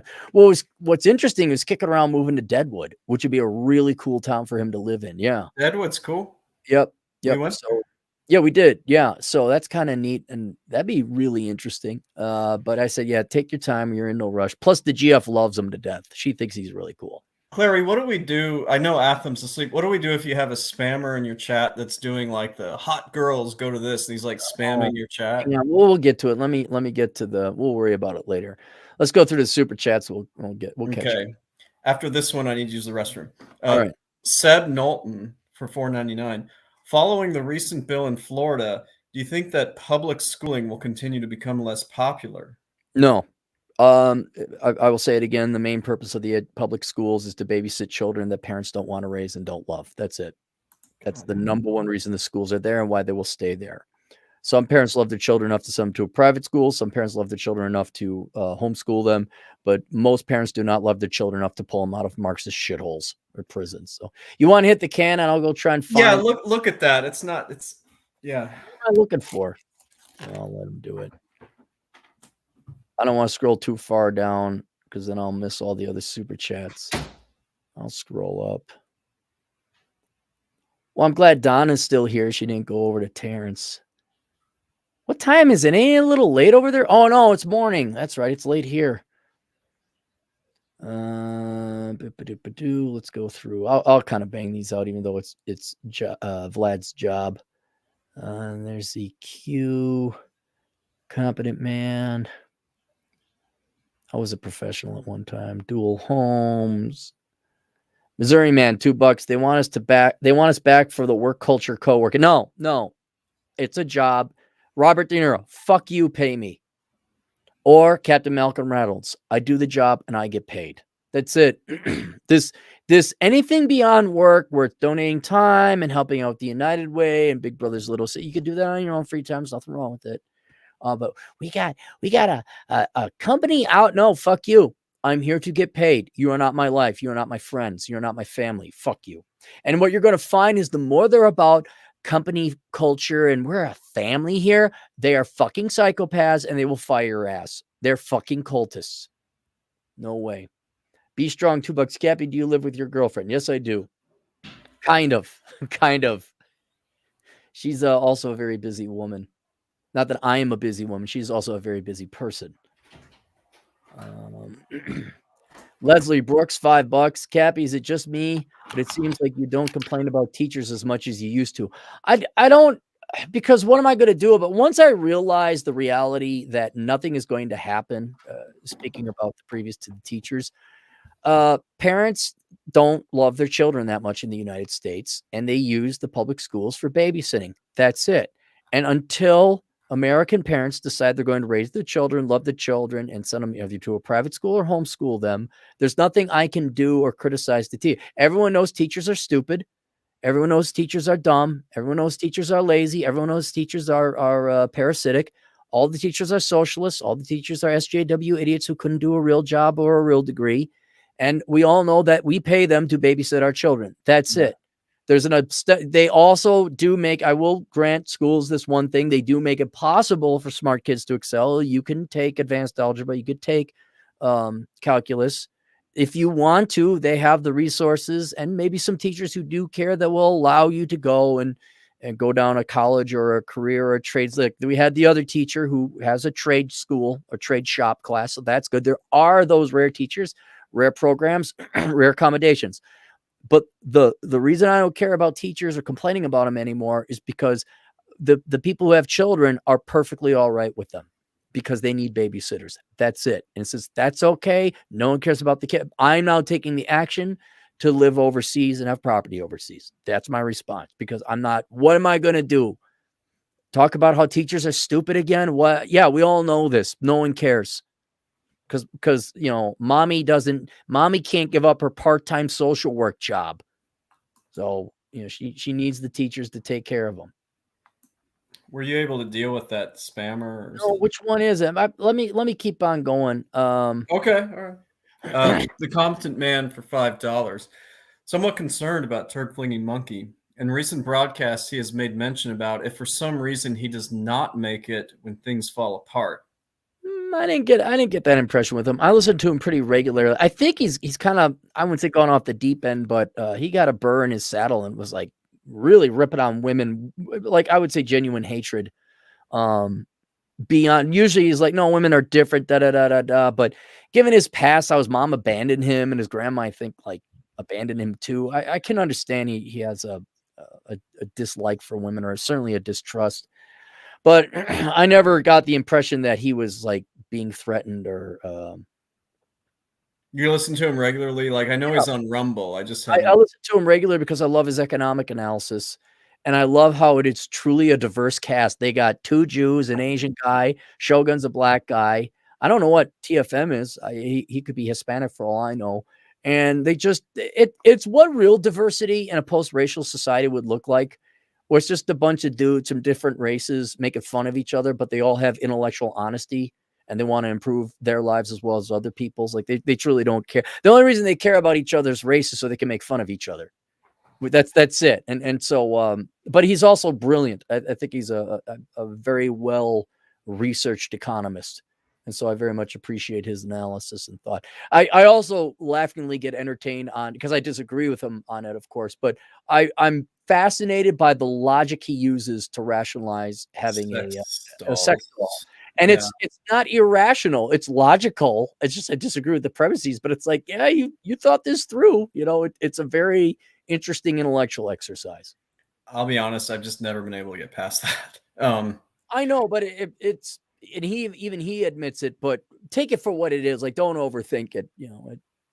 Don't let it color the rest of the podcast. Channel 1800 Dumb for $2 New Zealand. Yeah, Karen Strawn, Girl Writes What, I think was her old blog name or channel name. I don't know if she's still around. But... Oh, have her. Yeah, I don't think so, because I do believe she is a lesbian. Really? Yeah, I think so. I think she is not straight. I could be wrong, but I don't believe she bets for the other team or the regular team, which I guess lesbians could read it. It wasn't intended for I guess I wrote for a heterosexual audience, but I mean, if you're lesbian, I'd still, whatever your opinion is. Oh, what do we got here? Oh, we have man. A traitor. We have a traitor in Tucson. That's what we got. A traitor in Tucson. I love Tucson. It's one of the least windy places in the country, and I'm sick of wind. Hat and Clogs 4334 for $50. Cappy, can you do a video on the top 4 things a person should know or have at the age of 18 and 25? Hi, Chad. Also picked up your book, Cappy, and Rich gave you a shout out. Oh, little Rich Cooper did. All right, good for him. Thanks, Rich. Cappy, you're evil. You go against the F religion. Chat, you're the true heroes. Yeah, I am. I'm assuming he's talking about me, but yeah. 4 things a person should know at the age of 18. Don't major in stupid shit. Don't get someone pregnant or get yourself. I mean, it's the same things. Don't get someone pregnant. Or I guess the thing to know is that children that you can't afford are the number 1 cause of poverty. Don't major in stupid shit. Don't commit crime. What's the other? Don't date a feminist. No. No. It's very like you follow these, and they're a variant or an addition to what I think Thomas Sowell said. But I say don't major in stupid shit. Children are the number 1 cause of poverty. Don't commit crime. Why can't I remember the 4th one? Don't have kids you can't afford? Oh, that was the kids were the number 1 cause of poverty. Don't commit crime. 25. Marriage is awfully dangerous. Women do not. Here's something for 25. Women do not like men anywhere near as much as men like women. That's an important one. That would be for men to know. It would be a different list for women. I would think that. I'm trying this. I guess socialism doesn't work. And the most important entity in society is the individual. I guess that would be the ones you should know by 25. I'm just pulling it out of my ass. All right. Ed Igma for $2. Roma Ari Men's Rights Channel over 800,000. Roma Army. Roma All right. Army. Roma Army. That's another person I can contact. Yeah, not Michaela. No. I still don't know if this is true, but people claim it is. After she divorced her husband and now finds another guy, I guess. There are ads they're finding of her. I don't know if this is true or not, but there's screenshots of ads of her looking for a nanny to take care of her children that she doesn't want, or child she doesn't want to raise. If this is true, I fucking hate this person. Fucking hate this person. I thought she got back. This is going back years. I don't follow the shit. I thought she got back with her kid's dad, but maybe that's. I don't follow the drama, but yeah, it is such a despicable person. And look, there's plenty of despicable people, but the fact this idiot is celebrated, and she's well, not a trust fund baby yet, but she's daddy's girl. Basically, yeah. Get the fuck out of here, you inferior piece of shit. You had life on easy mode. She had problems. No. She had too much fucking money and life on easy mode. Get the fuck out of here. It's like, this would be like if you took me and multiplied me times a -1, this would be like the antithesis of me. And so no, I'm not gonna, I will have nothing to do with that despicable, vile person. There. Strangeosity for $2. I quit booze. Alcohol plus black and red pill is bad. Yeah, it's probably good. Yeah, you gotta. As I drink this. Yeah, I had to quit booze too. Nothing good came of it. Well, okay, a lot of good came of it, but then also bad. Like when you don't remember shit, And like half the time it's good and half the time it's bad. And it's like no one really cures cancer during a blackout. It's like, dude, you're kind of out of control, don't you think? I'm like, oh shit, I don't remember anything, you know. So I blacked out with you a couple times. Fun. yeah, it was fun, but like when you don't remember, and like I said, nothing really. When you're blacked out, it's not like, oh, you saved that burning bus of nuns and you helped those children and you wrote a book. It's never that. It's like, dude, you were like really loud at the bar. You know, it's nothing good. So it's kind of like, all right. But yeah, congratulations. Glad you're off the sauce. Competent man for $2. Is Operation Evil in effect? Not It yet, is right? being trial run. Yeah, I want to see Yeah. how because obviously women are going to be one of the main targeted audience of Operation Evil. I want to see how they respond to this and if I'm dialed in. But I did come up with a great new idea for Operation Evil today while hiking. Oh, it's so good. Michael Morgan for $5. Love your work, guys. Just sending you a tip for giving me something to listen to while driving. Thank you, dude. Thank you, Michael. I wish they say I'm on this road in this town, and then I'd be like, oh, that's where you are. You know, like Atham, look that up. yeah, where is Alex? Like he's always, hey, welcome from. Well, where are you, Alex? You know. I saw Alex. I was. Do you ever listen to Red Evening? Or are you usually just like out doing other stuff? Jack? Yeah. Yeah, but rarely. I'm too busy with my own Yeah, stuff. I figured. Alex has become part of Jack's like group now. It's good. It's really good. Wait. So Alex is on the show, or he's just out there? He's, from what I understand, and I correct me if I'm wrong. If you listen to this later, Jack, he's part of Jack's like fitness group. Like he's. Oh, cool. All right. Yeah. Yeah. I think I have the right person with that, but yeah, I think that's what's going on. DJ for that one. Okay, there we go. DJ for $2, dude. Drop shipping, NFT, crypto, flip houses, y'all. All the buzzwords for those poor debt-ridden trust fund kids. That girls just love. They just love them, I tell you. Say's law. Remember, Say's law is racist. What's Say's law? Say's law. Was that a physical one or is that Say's law comes from a demand. It's a treatise. It's classical economic theory. Say's law about market is theory from class arguing that the ability to purchase something depends on the ability to produce and thereby generate income. Say reason that to have the means to buy, a buyer must first have produced something to sell. Yeah, you have to generate income, otherwise you have no currency. Thus, the source of demand is production, not money itself. Well, duh. Yeah, there's no such thing as money. Oh, that's such basic bitch economics. That's duh. There is no such thing as money. There's only your time, and we convert it into a tool called money so that we might transact our labor in producing things. That's it. Well, we knew that. I mean, yeah, I didn't need Say's law. Like that's one of those things. Like, oh, Say's law. I remember something about that in college, and the reason you forgot it is so common sense. They like, well, duh, and then you forgot it, and then like 20 years later, what was Say's law again? Oh, at least they mentioned it in a college class. Bill Smith for $5. Cappy, my trip to Thailand was eye-opening. Cost me $4K US dollars to live. I can live better in Phuket for $1,500. Ever considered the jump plus the girls? This upcoming winter, I will be doing my global reconnaissance. I will be in Southeast Asia. I'm going to visit Seth Hein. Really? Yep. That's I'm not doing because the girlfriend's got family, Christmas, Thanksgiving type of stuff. Yeah. And I'm like, I'm not doing that. I'm not doing that this year. That was living hell for me this year. So, dude, so you're talking November and December, right? November, December. Yep. When I'm doing zero work, right? You want to come join me? Absolutely. Feel free. I will definitely keep that in mind. I didn't know you were planning potentially something like that. Yeah, the more I think about it, the more I got to do it. And everything is you got to get off your ass and do it. Like your living will. Even spraying the chemicals in my grass that I have to, you have to get up and do it.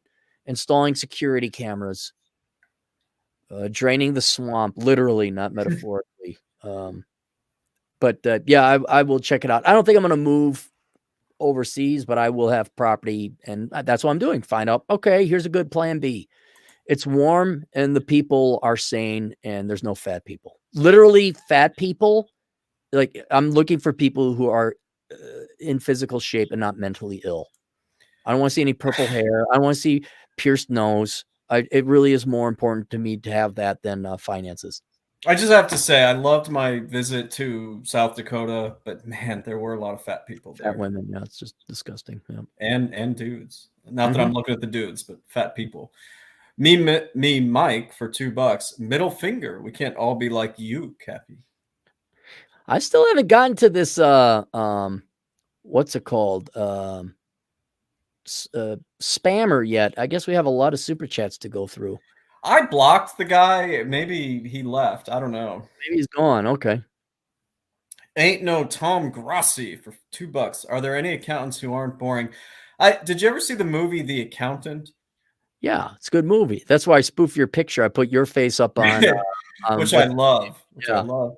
So, I mean, he was boring as his character was boring. He was really meticulous. But you got to admit, he's not boring when he's shooting up people and, Yeah, carrying when out he's a missions. sniper and fighting people. Yeah, yeah. Ben Affleck, that was the guy. Ben Affleck's not boring. Also, your buddy is probably not boring either. The guy who was on here earlier, the accountant, when we first. No, he's almost an extreme accountant. He's very much a social recluse in some regards. Like he just got his driver's license, I believe. A big jump for him was to drive on the highway, and this guy's like in his 30s. Hear you on that. Well, yeah, I mean, you're both in a major metro, but I'm almost half tempted. Like, look, Pete, come on out. We're going to show you the rest of the country because he's got to break out of that. I think a lot of it, though, more than anything else, is he grew up in New York. Oh, yeah. Guys never escape that fucking cocoon. Like, whoa, bro, we're going over into Philly. It's like, No, I lived in New York City for a year. You can't live your whole life there. It's not real. It's just odd. Channel 1800 down for $2 New Zealand. He actually left. He had to go. okay, Lives matter, but consequences for boomer actions. okay. Good. Missouri man for $5. I actually think the company culture will get worse. As boomers retire, it will be replaced by mostly women, and we know what that will bring. Agree? I don't think it'd be replaced mostly women. What I think you got to worry about is going to be replaced by Gen X MBA types who actually swallow the Kool-Aid. And these guys are all about diversity, all about avoiding work, all about ESG. They are not about a good product at a fair price and efficiency and meritocracy. They're all about their fucking politics.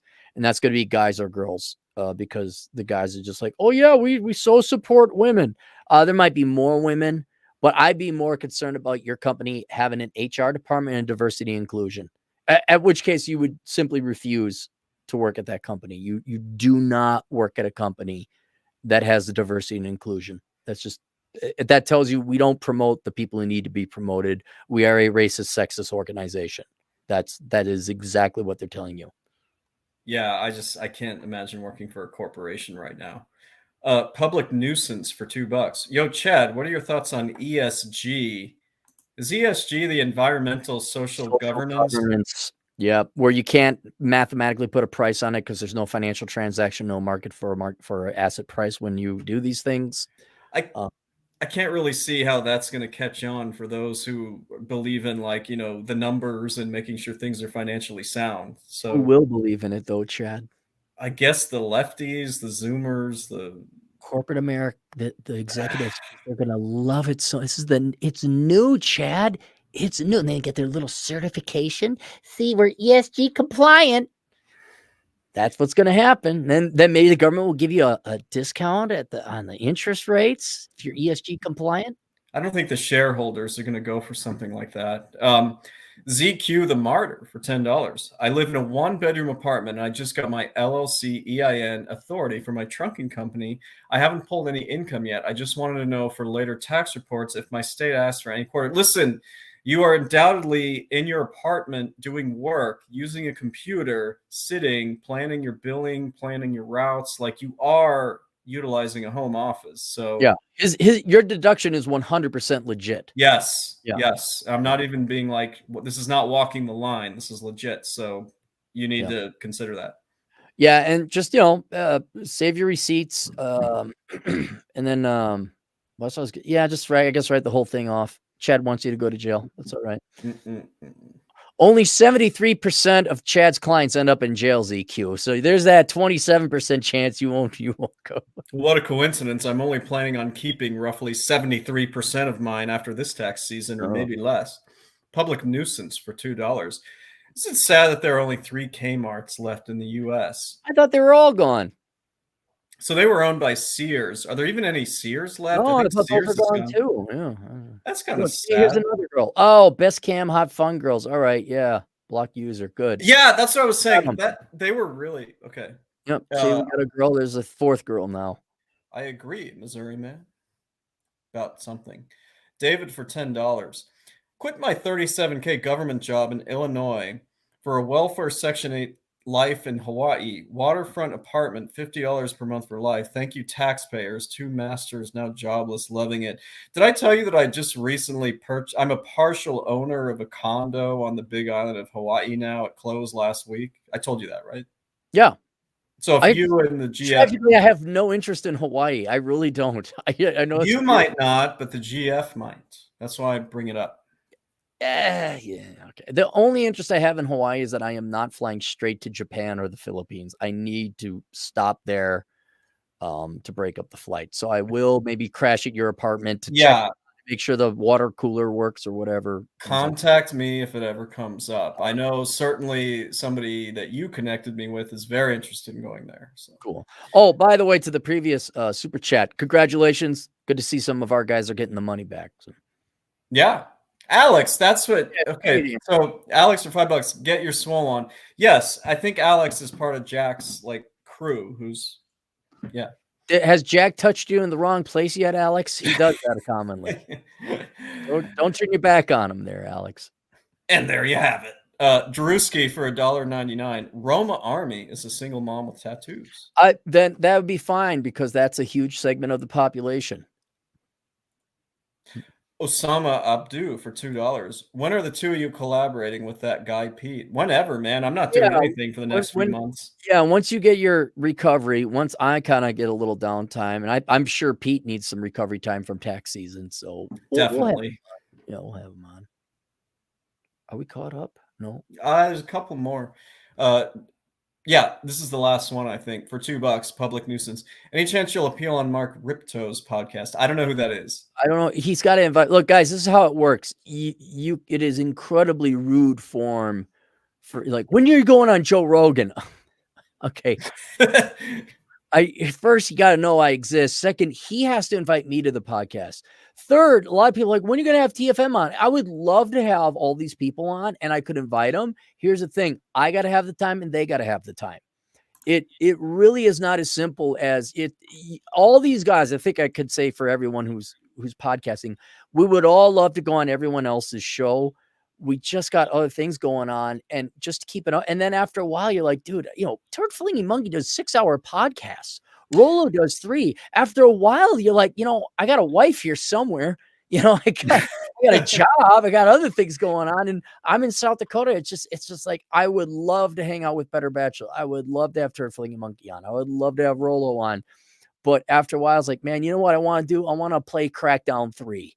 I want to eat a chocolate chip cookie. I want to sit and absolutely not look at the screen anymore. So if reach out to Mark Ripito and say, hey, could you invite Aaron Clary to your podcast? That way he could invite me to the podcast. And another problem, big hurdle, if I go on somebody else's podcast, I will usually listen to their podcast first, which requires some homework. And I've done that. Hotep Jesus. I cannot recommend his channel enough. Hotep Jesus, great YouTube channel. Brilliant, very intellectual individual. You wouldn't think it because he kind of dresses like clownish at times. But but I had to listen to several of his podcasts. Otherwise, you seem very rude going on their show. So, do you listen to the whole 6 hours of TFM's podcast? Much, yeah. It's somewhat meditative. He is somewhat repetitive, and I'll skip ahead. But I don't know. You just kind of get into, like at night, I tune into space and astrophysics documentaries because it just puts me to sleep. But it used to be medieval history before that. It's just kind of a phase. I don't know. You still listen to Bacon's stuff? No, I haven't. I should probably start tuning into him a little bit more too. The problem is he'll start yelling, or one of his clients will yell, and then that will jar me from my sleep. So it really is a daytime listening one to do. Don Juan Plague is 0 for $5. Cappy, I hired a mentor so I can acquire appointments, but he wants me to apply for a credit card loan with high interest. What would you No, advise? Don, I don't know who this guy is. Here's what I want you to do. There's plenty of books.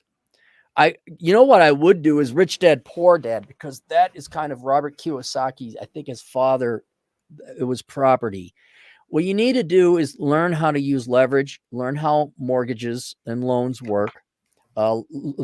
Understand, you could just look up what's called a Schedule E, which is the income statement of a rental property. Yeah. If you look through that, you'll understand, oh, here are all my expenses and here's my, that'll show you kind of the meat and the bones and what you should further research and study.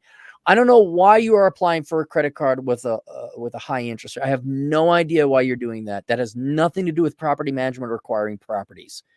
You may want to get a credit card down the road after you get a property to that is low interest rate so that you can afford one-time purchases for repairs. But no, this smells like shit on a stick.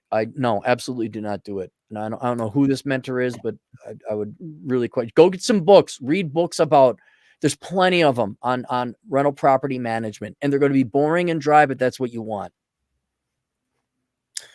Roger Schaefer for $20. Hey, Kathy, next time you go hiking, take some bear spray with you so that Sasquatch can have a spicy Cappy to eat. I started carrying my gun again because of that mountain lion I ran into. Right. Yeah, so I have my Glock now, and it's a 40 with hollow tip bullets. And I ordered a chest carry, and I ordered eyes to put on the back of a hat, because when you put it on the back, mountain lions think you're looking at. No, that's what they do in India. They do that in the jungles in India. They have masks on the back of their heads so tigers don't attack them. Seems to work too. Is this in South Dakota or out South west? Dakota, yeah. South Dakota? I saw like 180-pound mountain lion 6 months ago. They're out here. They got video. Go look up Rapid City mountain lions. They got videos of mountain lions sitting on people's patios. They're here. Damn. Don Juan Plague is 0 for $2 for his program, by the way. He's talking about whoever you just talked about. No, don't take his program. No. Do not give this guy any more money. No. Go to the library. Learn about Schedule E's and rental property management. Yeah. Just look on YouTube, how to manage rental property. Just binge on those videos and do this for at least a month.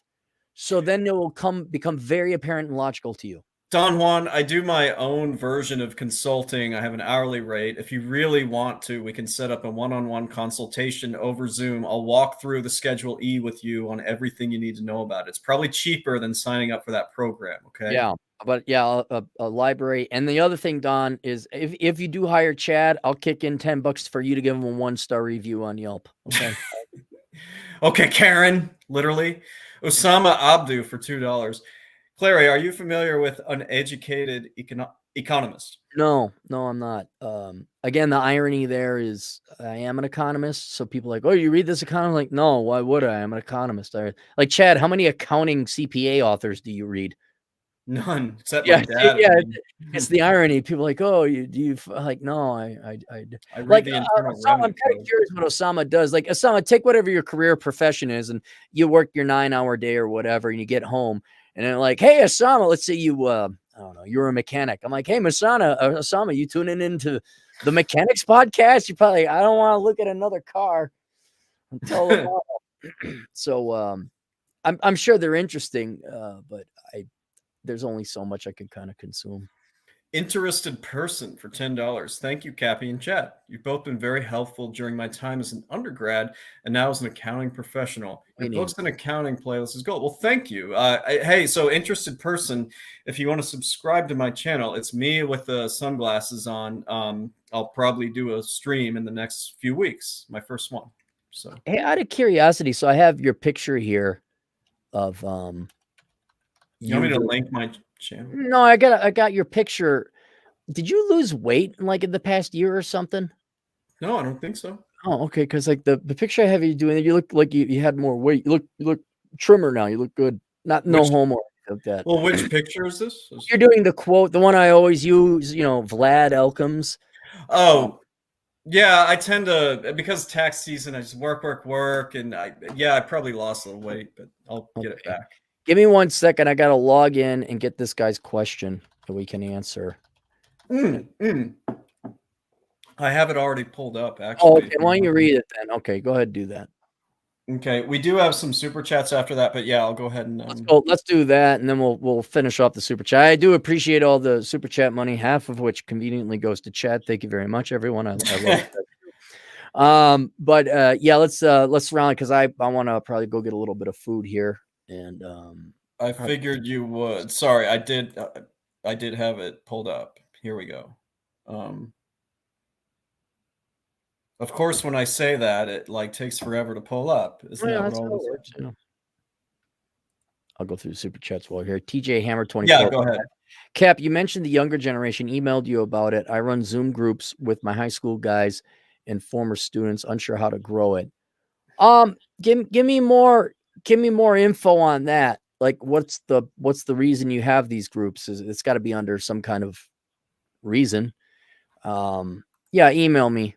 I don't know if I got time to like answer or consult, but I mean, if it's going to help some kids, I can go ahead and do that. Billy Bob, $7 Canadian. What do you think about TFSA and investing in RSPs?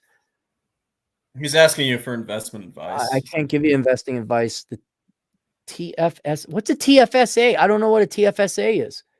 At 6, and that sounds like Canadian stuff. Is that 6%? I have 10,000 in there. So, well, 6% is more than the paltry amount you're going to get. I know here in the United States, the inflation adjusted bonds going up to almost 7%, maybe 9%. I have to look it up again. But yeah, right now you guys have to worry about hedging your savings against inflation. This is why I've bought like really boring things that I'm going to need anyways. I got security cameras. I bought a grill. I paid my taxes early. I'm trying to. I know, but it's the inflation. I just got to get rid of the. It's a reason. There's a method to my madness. So yeah, 6% is better than what you're going to get in your bank account. Plus your buddy Trudeau's going to steal it anyway if you don't agree with him on everything. All right, you got your thing. Mm-hmm. All right. Okay, so here's the message. The subject is, should I stay or should I go? And here's the body. All right. Hey, Aaron, I would like to request an anonymous video response for and change locations and no problem. Everything else. Yeah, don't problem. This kid. No problem. So the current situation. He finished his master's in accounting in December and started studying for the CPA exam in November of the past year. He passed the reg section, that's the tax section, with a score of 84 and plans to start studying again here soon due to insane busy season hours. He currently works for one of the big four. He's an audit, and his salary is $58,000, which is pretty good for entry level. Does audit have the hot chicks? His tax got the hot. Audit has all of the hot chicks. There are no hot chicks. He's got that going for him too. All right, good to hear. Yeah, no hot chicks in tax. And he says it's absolute hell. Says worked 70 hours, 7 days a week, January through February. Okay, try doing that through April. Yeah, so far. Hang on. Will you indulge me a little bit? Yeah. Okay, hang on. This is going to be somewhat unfair to him. I might get another beer. Should I get another beer, chat? If you think I should get another beer, tell me. I'm a little buzzed.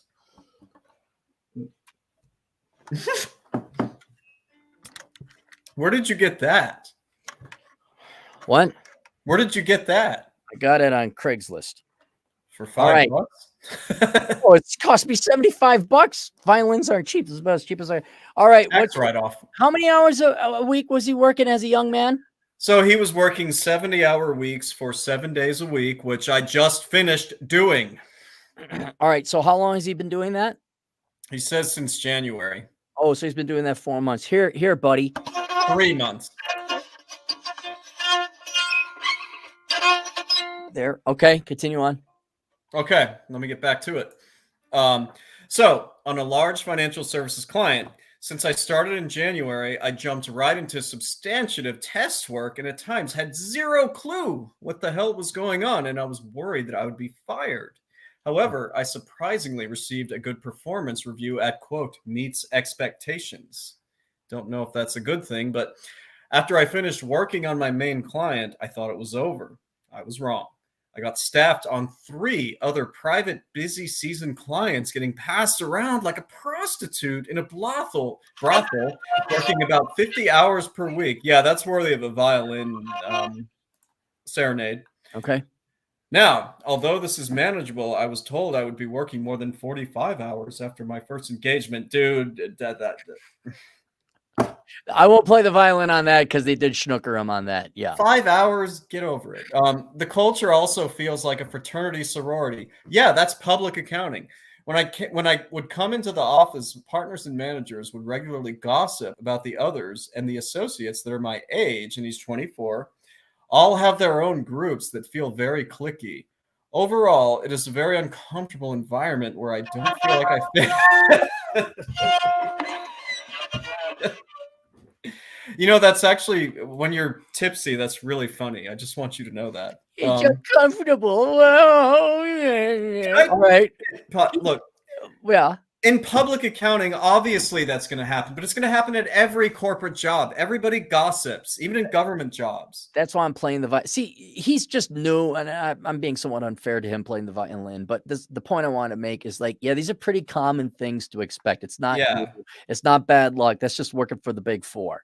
And you're not confident. That deserves extra. Oh, and I should say, look, because part of me, nice guy still in there. I'm not trying to pick on you. I'm just doing this for entertainment. Tell them how it is. Yeah. Yeah. How it is.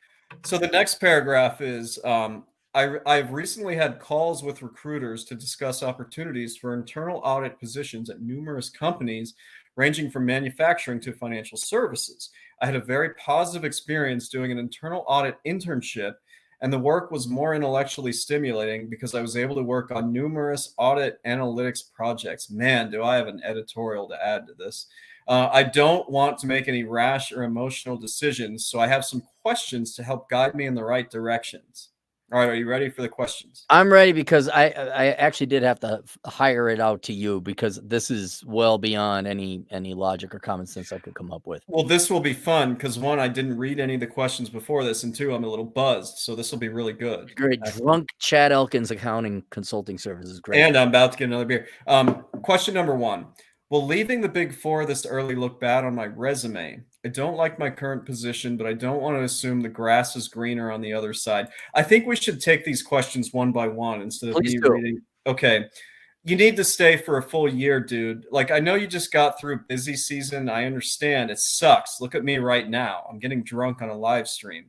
But you need to stay for a year. Now, a lot of people recommend 2 years in public accounting. I think as long as you get that year in, it's okay. You cannot leave you can't leave sooner than a year. You just can't. Like, you're not going to get a good reference. It looks bad. It shows okay, that there we go. All right, so you answer that question. Okay, good. Yeah. All right, question number 2. Am I doing the right thing by passively searching for other opportunities, or am I wasting my time or the recruiter's, interviewer's time? First of all, don't give a crap about wasting the recruiter's or the interviewer's time. Second, this is important. Actually, I have some very good advice with this. There's an extreme shortage of accounting professionals right now. That's partially because the boomers just, kind of retired and fucked off because it got harder. But the other reason is that because the CPA boards continue to make it harder and harder to get the CPA, which is good for me, but bad for people who want to enter the industry. So it's actually good for you to do this. I'm not saying you should jump ship immediately, but it's good for you to be reaching out and making contacts for when you inevitably do jump ship, because you're going to have a skill that is very much in need, CPA or no. So I actually think you should keep doing this. Okay. Anything to add? No, I this is all you, man, because I've never worked for the Big Four, and so it's all up to you. Okay. Question number 3, is the culture I am experiencing at the Big Four normal? What do you think? Do you think this is normal, or do you think this is an aberration? It is fucking normal. Stop being a whiny Gen Z putz. Dude, it couldn't be normal. You're getting it easy, dude. Normally it's like you got your senior accountants trying to like actively sabotage you. You're fine. This is normal. This is nothing out of the ordinary. Just roll with it, okay? Question 4. If you don't think I should leave now, how much longer do you think I should stick it out? I don't see myself there for more than a year. Well, that answers the question.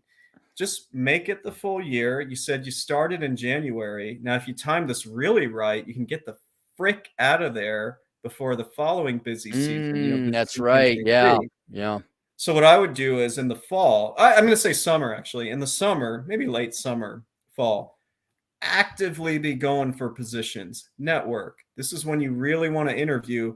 If you say to them, I need to get through the fall period before I can start with you, nobody will ever drop an offer for that. They're going to understand that you need to carry out the commitment for the year.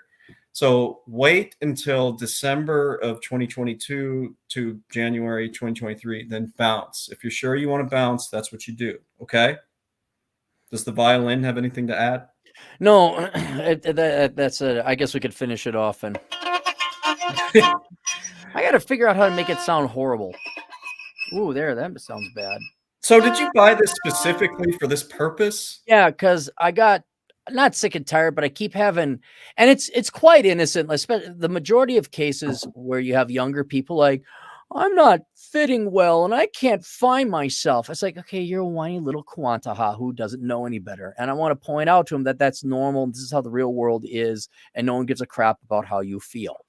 So there's that. But then I have some like genuine whiners where it's just like, yeah, you just haven't gone through enough trials and tribulations in life and you're just being a whiny little bitch. And that's why I broke this out as well. And so that's why I got it. And I think it adds a little bit of color, and I'm musically inclined. We don't always have to be a tax and analysis show here. We can have some culture. All right. So, I got my new fiddle going on. I think it was a very good addition. I don't know if you purchased this in the year 2022, but I better see it on your expense sheet. It is. Yeah. No, $75. Yeah. $75. Yeah. Question 5. Wait, I don't not done? Well, there's 6 questions. Oh, but Jesus Christ. All right. I'll hold on to it. Did he pay you already? I just wanted to. He paid me. Yes. Okay. Let's get through it because I gotta get food and everything. Okay. This is the last real question. All right. I don't exactly know what career within accounting I want to pursue yet. Should I apply to some accounting rotational programs so I can gain experience in internal audit, financial planning and analysis, corporate accounting, etc.? Okay. I think you should probably know somewhat by now where you really want to focus. It doesn't sound like you want to do like external audit, but you seem to like internal audit. So what you need to do is go for an in-house corporate accounting job. There's a shortage of internal audited candidates. I don't even think you need a CPA for this. Just say you're interested in internal audit, apply for them. They will hire you because they're short. Okay. Cool. The last question was if you have any other advice. So that's not a real question. Not really. I got nothing. My advice would just be stay the whole year. Stick it out. You don't have to go through another busy season. Fall busy season is not nearly as hard as spring, winter, spring season. Go through it. Keep applying for jobs. Just keep at it. Network. Cool. Accounting careers are so exciting. All right. Hang on. I got to put this away. We got maybe one more super chat. Tall and tan and young and lovely, the girl from Ipanema goes walking and then passes goes. Oh.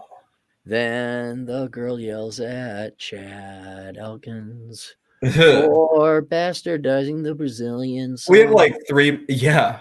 We have just a couple more super chats. Right. I know you want to get out of here, so. We did that one. Scrolling down. There. Yeah, Don Juan, Plague Zero. Chad, how do I find you online? Go to elkinscpa.com. You can email me. I got to give it to you straight, my guy. I'm not going to be doing any work for the next few weeks, so just being honest. Yeah, Don, I just go to the library. It like anything else, just if you consume enough podcasts on managing real estates, learning the Schedule E, being a landlord, you'll pick it up in a month, and then you'll know even if you want to engage in this, but you'll certainly not be spending money on how to figure it out. I guess CPAs Economics has a chapter on real estate and rental property. Just like, it was pretty thorough. So if he has that laying around, but otherwise I just go online and learn it for free. Seb Knowlton, $1.99. Get another beer, Chad. I will do that, but when we conclude the streaming. of the podcast or live stream. Look who's stuck with us this entire 2.5 hours. Me, Mike. He was the first one. Me, Mike, for $5. Covering our 6. Cappy Chad, I didn't know you guys had an accounting reading list. I've got most of Cappy's books, but what are these other you guys speak of? You have a list. What is he? No. What I'm saying is for Don or anyone interested in investing in real estate, becoming a landlord, instead of taking a course, I would go online and there's got to be like how to run everything about a landlord and just start binging on different channels on the how to. Not here's my system. You don't want their system. You want what's it like, very boring shit. And then if not, go to the library and get a very boring book on managing rental property and doing Schedule E's and being a landlord. And that will give you the basics. What now? What? The next super chat's kind of a funny question. Mm-hmm. Can I become a partner in an accounting firm if I'm not circumcised?